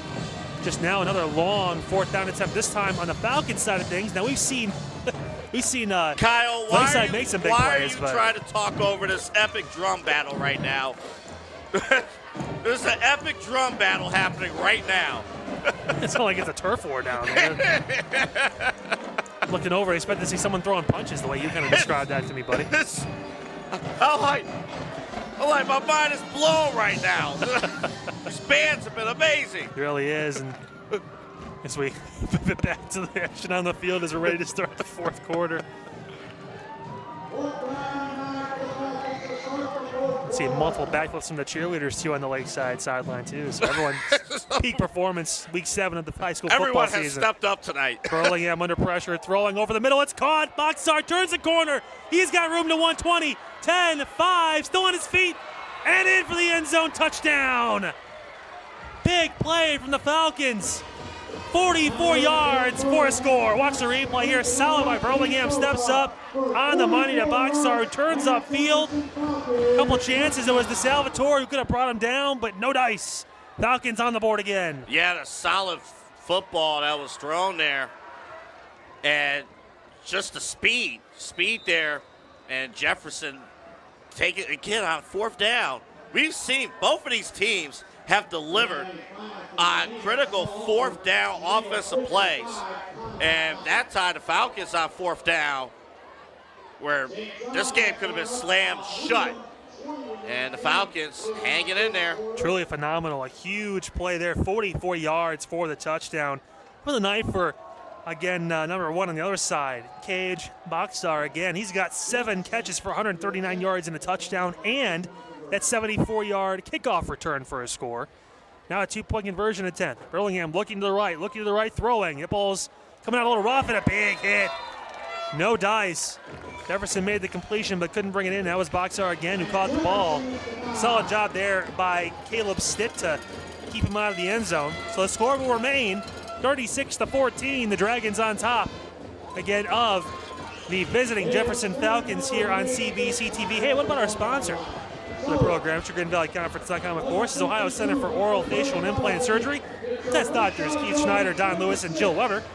Specialties include dental surgery and implants, corrective jaw and facial surgery, and trauma reconstruction. For all of your oral surgery needs, visit the Ohio Center for Oral, Facial, and Implant Surgery website. That, of course, being www.ohsurgery.com. Thank you for your support of the Chagrin Valley Conference and CVC TV. Kyle, if you want some entertainment, I think a possible onside kick opportunity for Jefferson might be coming. And I'm also curious if we'll see any pre-snap movement. I'd say it's a pretty good possibility we're going to see that. I think so. I really do. It's been a phenomenal night for high school football here in Ashtabula County. Best seats in the house at Dragon Stadium on top of the score box for us. Dude, it is loud here. Fantastic. That's not even just the bands, too. The fans showing up tonight. Homecoming as well. Well, remember last week we had the whole student section. They brought speakers. And again, shout out to Abby Ortiz, the homecoming king, as well as again Randy Valeriano. And a timeout called by Lakeside. Kind of like, hey, okay, we're seeing how you guys are lining up, seeing some of the creativity. We're going to take a break and kind of plan for it. They know what's coming. I almost would not be surprised either. Like, you know, we've seen it in the past in basketball. All right, Buzz Edwards delivers the timeout. They see the look. Jefferson comes back out. They see how Lakeside is lined up, and maybe they'll call timeout. A little bit of this, a little bit of that in a game that, again, is 22 points the difference, but still feels like Jefferson somehow is in striking distance. They've been able to train our minds almost, Double A, to say, hey, because of that big play you just saw too, we're never out of the game. Exactly. And that's to get credit. That's to get credit to what they're trying to rebuild here at Jefferson. You know, after the big year last year, they faced a lot of adversity this year, trying to overcome that. And they're doing it with limited roster size too. But all these guys, they're locked in. So we'll see if the Jefferson kicker here, again, Jensen Urosh, can make a big play and try to get the ball in fielding position for his team here. Urosh going to jog up and knock it away. It's going to actually just be a regular kickoff. How about that? Ball going back to the 15-yard line. For all the talk of an onside here, and Lakeside going to return it. Turning upfield, big return there, and brought down at about the 34-yard line. Devin Miller kind of slow jog into a full sprint there, Double A. That looked like he was on the track field. Yeah, he was trying to find the right gap. Good response for Jefferson as well. But great time. I love the timeout by Buzz Edwards. I love that timeout. You know, like, you pay so much attention to special teams. You want to make sure everything goes right. And after that play, there's nothing to talk about with the special teams, which meant everything went right. Exactly the conversation you wanted to have with his coordinators down below us. Is it's going to be 1st and 10 on their own 34-yard line. 11:46 to go in the ball game, and Lakeside, I imagine, AA, as we've seen throughout most of it, lots of runs, trying to get this clock down and maybe put one more score to officially put that nail in the coffin if they can. Salvatore in that shotgun. Snap handoff to Miller, breaks left side, and Miller gets upended. Solid tackle out there from 11 for Jefferson. That, of course, being Grayson Campbell. What a tackle. That's a tackle that makes your defensive coaches happy. That type of hit, that's good response, good reading there. But obviously, you're going to see a lot of these plays now, knowing that Lakeside is going to want to run this clock down and get out of here with this W. Yeah, first time we've been able to say Devin Miller goes backwards for a yard loss on the play, so it'll be 2nd and 11. Salvatore in the shotgun again, too wide to his right. Miller on his right hip. Watch the hard count. And Salvatore going to keep it himself, breaking right side, cutting through and getting a positive gain of about 5.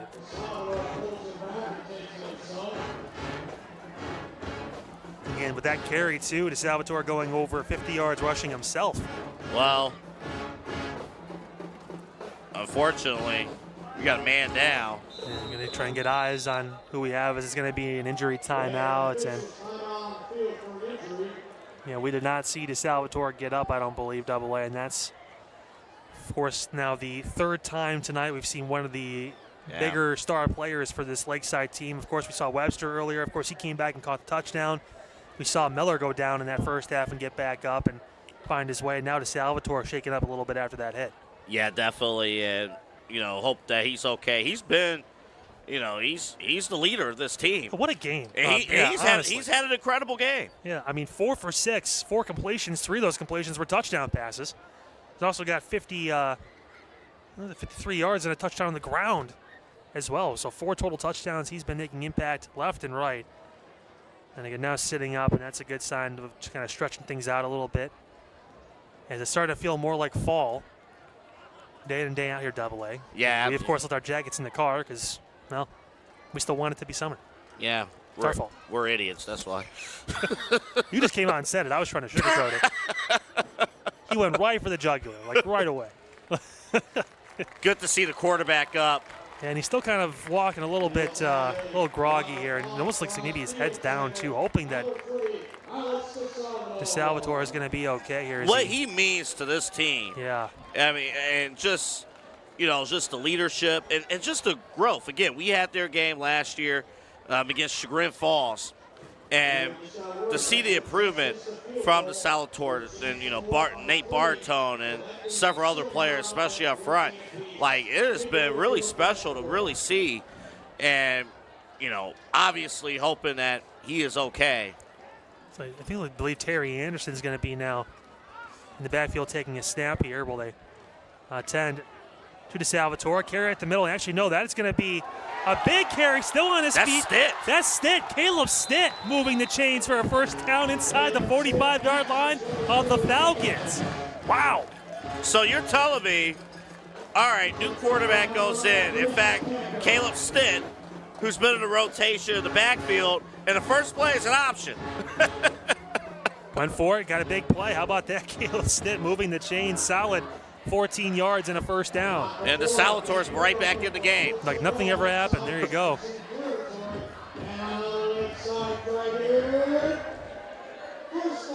First down again is it's Salvatore back in the game, and he's got his reliable running back back there too.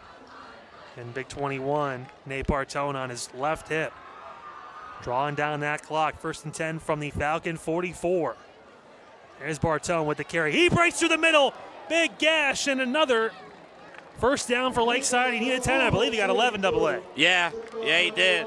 And, he's walking back. I'm sure he wanted that touchdown. He saw that touchdown. It was there. 17th carry of the evening for Bartone. He's got 83 yards on the ground as he's approaching 100 for the night, too. Again, the workhorse running back just kind of getting that ball and plugging away. Short yardage, long yardage, doesn't matter. And this is the type of drive. This is a clock in, clock out drive right here if you're Lakeside. Now Salvatore going to keep it himself. Not expecting that. Was the Falcon faithful as a solid run. And about a solid Well, 12 to 13 yards and another first down. And he got right back up. I think he wanted to prove to himself that that he was good, and just incredible. I was just thinking too, like this type of offense, you try to operate and you try to take up a lot of time here to kind of close this game out. Can you imagine how physical the practices are? Oh yeah. Oh. I mean, a team like this, the Dragons, like, you're on defense. You have to go up against Bartone. You have to go up against the South. I mean, you can't touch the quarterback, but you have to go up against. Also, the speed, too, of Miller. I mean, it's got to be a handful as, again, Bartone cuts back inside. That should have been a loss of 3. Instead, he got back to the line of scrimmage. Just that big body falling forward, like you mentioned, Double A. And these guys all making solid plays and not really going backwards too often. Yeah, and that's credit to the position coaches. It's just, you learn the little things. You pick up those small little things. You don't just go right down. But it's easier said than done, right? It's working the weight room, putting all that in. But yeah, man, you just think about like a team like Lakeside. Kirtland, we saw them earlier in the year. Like, you run this type of offense, you have to be tough. You have to have tough guys, up front and in the backfield. And they do, and it starts with practice. It's crazy. Yeah, in motion, it's going to be a handoff. Miller breaking left. He's got those wheels. Miller turning up the sideline at 10, 5, and swung down at about the 6-yard line. Devin Miller with another first down. Yeah, it was a clean. That was right below, the shoulder pass. So that was a clean hit. So good no call. But Miller again, just with the speed. He glides out there, as I mentioned earlier. He glides out there on the field. A phenomenal carry, too, for Miller getting 14 more yards. He got 139 yards on the ground tonight and just 15 carries. The definition of your speed back right there. And Miller again in the backfield with the Salvatore. The Salvatore going to keep it. Throws out. Diving play, but incomplete.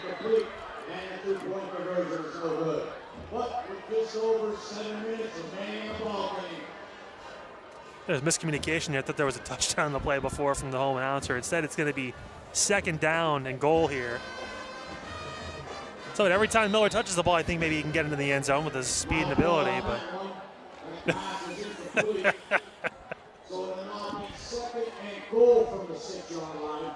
got an injured player for Lakeside. That was, I believe, big number 62, Asani Sai, who's made a couple big plays on the defensive side of the ball, too. Yeah, yes. And, of course, one of those down linemen on the offensive side has been able to move the pile around. You talk about the rushing attack. Over 200 yards of rushing offense in the first half for Lakeside. They just picked up right where they left off, running the ball. 139 yards, of course, for Miller. 83 yards on the ground for Bartone. The Salvatore also with 66 yards in his own right. I mean, it's been phenomenal. Yeah, what they've been able to do. As again, some good sign there as Sai able to get up. Yeah, they've done a great job. I mentioned earlier, we had them last year against Chagrin Falls. Speaking of Chagrin Falls, we'll have Chagrin Falls next week. Oh boy! As we will head to Perry. Chagrin Falls at Perry. We'll be all excited, yeah. We'll have that next week. Let's get into nitty-gritty time, Double A. Week 7, Week 8, we're kind of winding things down this season already, believe it or not. Nitty-gritty football. Getting right to it. I thought you were going to say something about a band, and I wasn't going to humor your comment there with that. Second down and goal for Lakeside. Oh, my goodness. What has been a fantastic showing for this offense, looking to get in that end zone one more time. Bartone back in the backfield. He's yet to break the pylon. He's going to get the carry this time. Cutting inside. Bartone still on his feet. Diving in, and this time he does. Announcer's curse be darned there. Solid run right there from Nate Bartone. He gets into the end zone. Watch him put his shoulder down. Keep pushing through. Nobody stopping him. Bartone into the end zone, 6 yards. And the Dragons score once again. That's what I call swag headed into that end zone. That's swag headed into the end zone. That's saying, remember the long run a few plays ago The 12-yard run where we thought he had the gap, but he was tripped up. I'm fully convinced he can just hear me because I said he didn't get in the end zone yet. No. The next play he did. Exactly. Yeah. That's the type of run where it's like, dude, I'm scoring. You're not giving it to Miller. You're giving it to me. I'm scoring. He did just that. He definitely did. Now the score ballooning to 42-14, and another 2-point conversion attempt, I believe, going to be on the way for this Lakeside team who we've not seen attempt an extra point tonight. Not one. Now, they've been unsuccessful in the last two-point conversion attempts. After converting the first almost handful of them in that first half. I believe the first 3. Yeah, DeSalvatore was on the rushing end of a couple of those as he'll run to his left, roll out, cut back inside. Still looking to throw, He will. That corner, it's caught, and it's good. What a catch by Webster. That was I should say Wagner rather, with that touch, with that 2-point conversion catch. Great job by Matt Wagner, keeping 2 feet in. Yeah, textbook catch. There is, I believe, a flag. See what's got going on. I think this is going to be against Jefferson. Personal foul, against the Falcons. Some frustration bowling over as the score now again 44-14. Lakeside.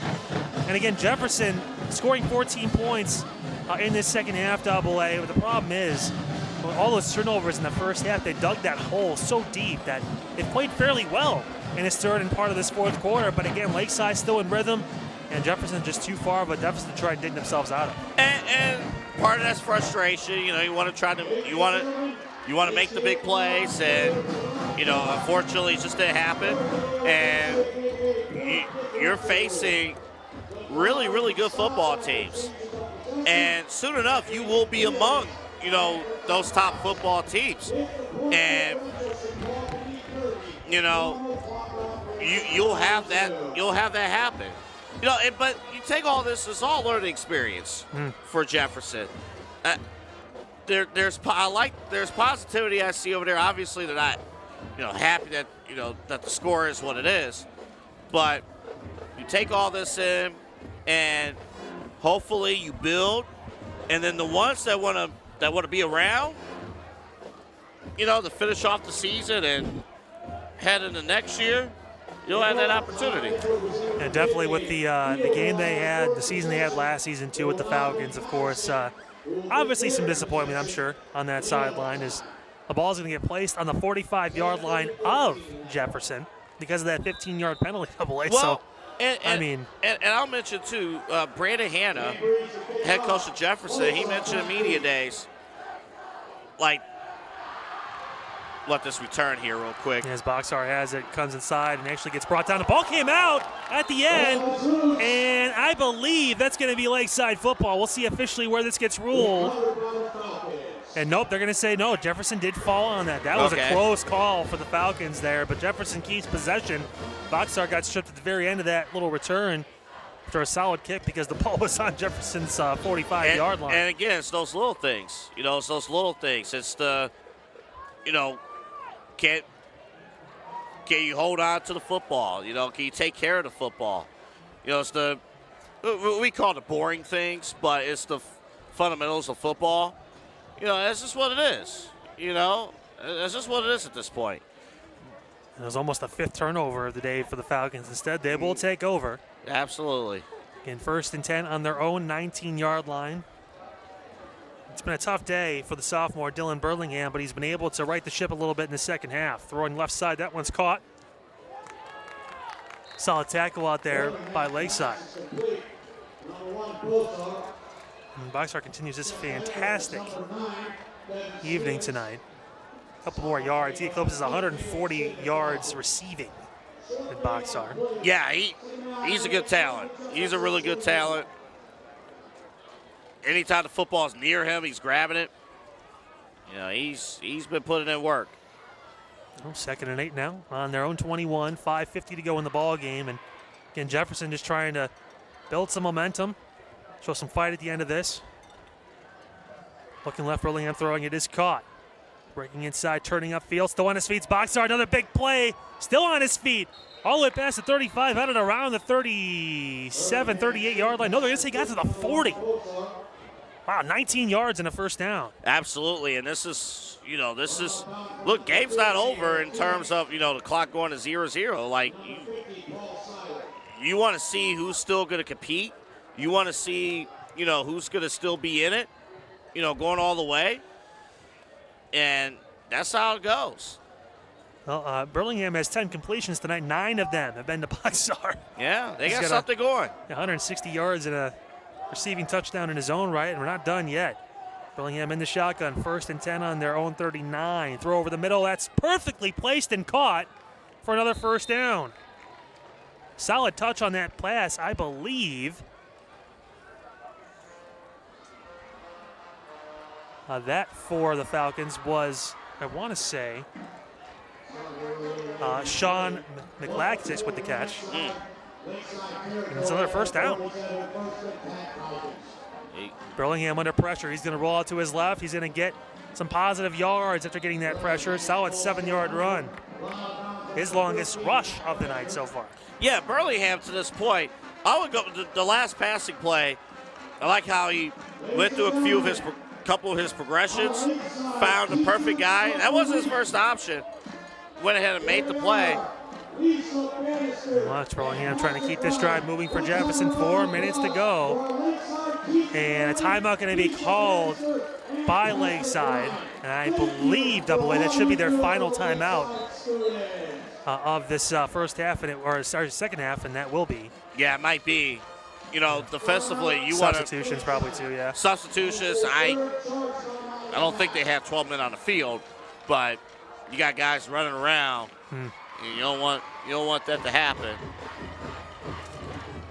Again, the Falcons kind of showing us what that offense can look like when they kind of move through. And obviously for Coach Hanna, these last few weeks, Double A, going to be a chance to really kind of experiment, I'd imagine, too, and find really what works, get these guys in rhythm on the offensive side, and try to cut down on some of those turnovers. Well, absolutely. And, primarily, this Jefferson team runs a spread, but they have the ability to, run, as to what they have said. They will adjust to whatever the defense gives them. So you're looking for those players that can.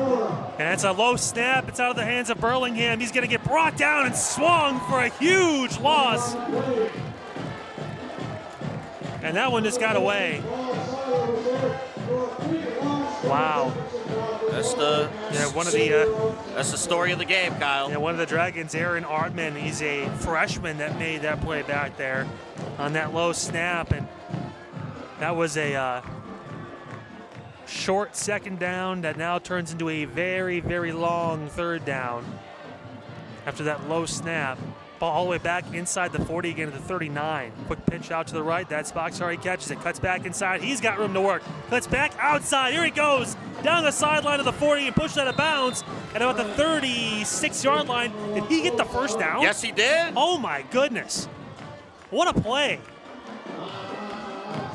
Wow. Unbelievable. A catch and run there by Cage Boxar. He's going to move the chains all the way down to the 36-yard line. Wow. They don't feel sorry for themselves. 25 yards, Double A. And that was a 3rd and 24. Oh, my goodness. These 3rd and 4th down conversions we're seeing here tonight have been phenomenal. As Burlingame back to pass again, looking, throwing over the middle. It is just behind his receiver and incomplete.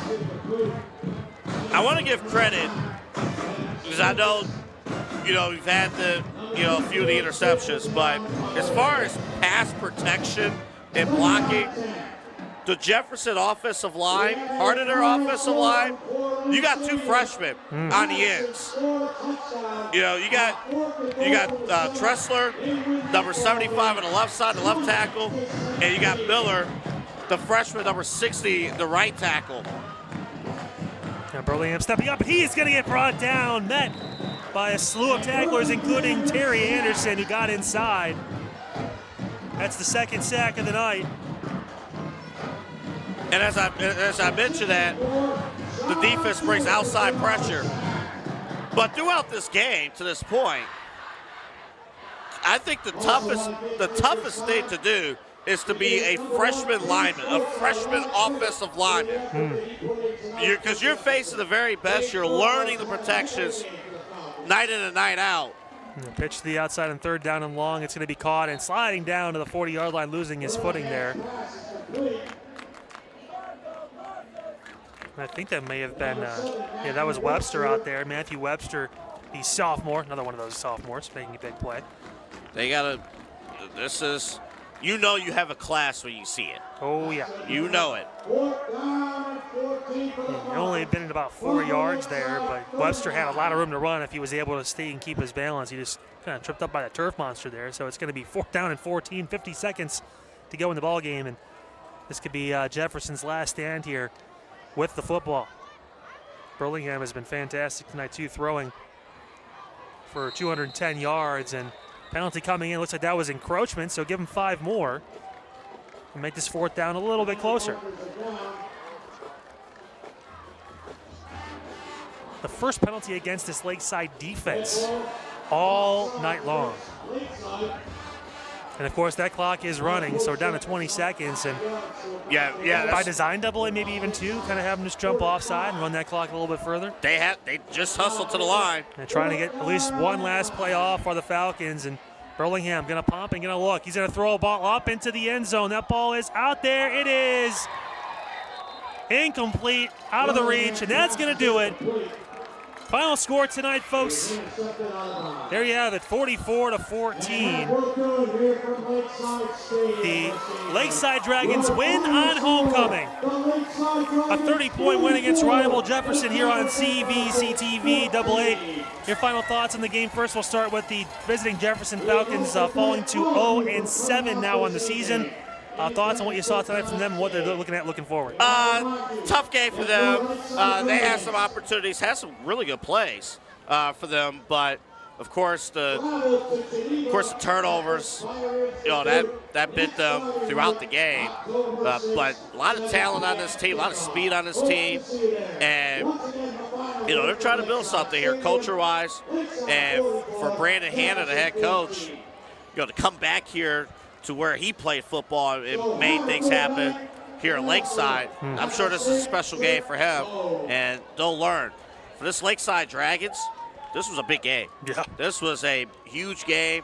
You know, we talked about this off air, but now that they got the W, bring it to the front here. You know, they were on the outside looking at the playoff chase in Division II Region 5. You know, if they would have lost this game, it would have been crippling as far as confidence. And they would have dropped to 2-5, and you know, you gotta start thinking about other things if you're a kid on the team. Now that you're 3-4, you see the opportunity here with the second season in conference schedule. You see the games you have coming up. It's going to be a little tough competition coming up, but you have that opportunity. And again, just the physicality up front. Anybody who touched the football made something happen on the ground, and Buzz Edwards, he has something going here with Ashtabula Lakeside, and they could do some damage if they can finish off this regular season and possibly make another sneaky playoff run. We'll see what happens with that, of course. Our CVC players of the game, we're going to kind of split this one up a little bit because we saw 2 guys that had fantastic performances on the Lakeside side of the football. But the quarterback, Alex DeSalvatore, what a night. 4 of 7, 73 yards, 3 passing touchdowns.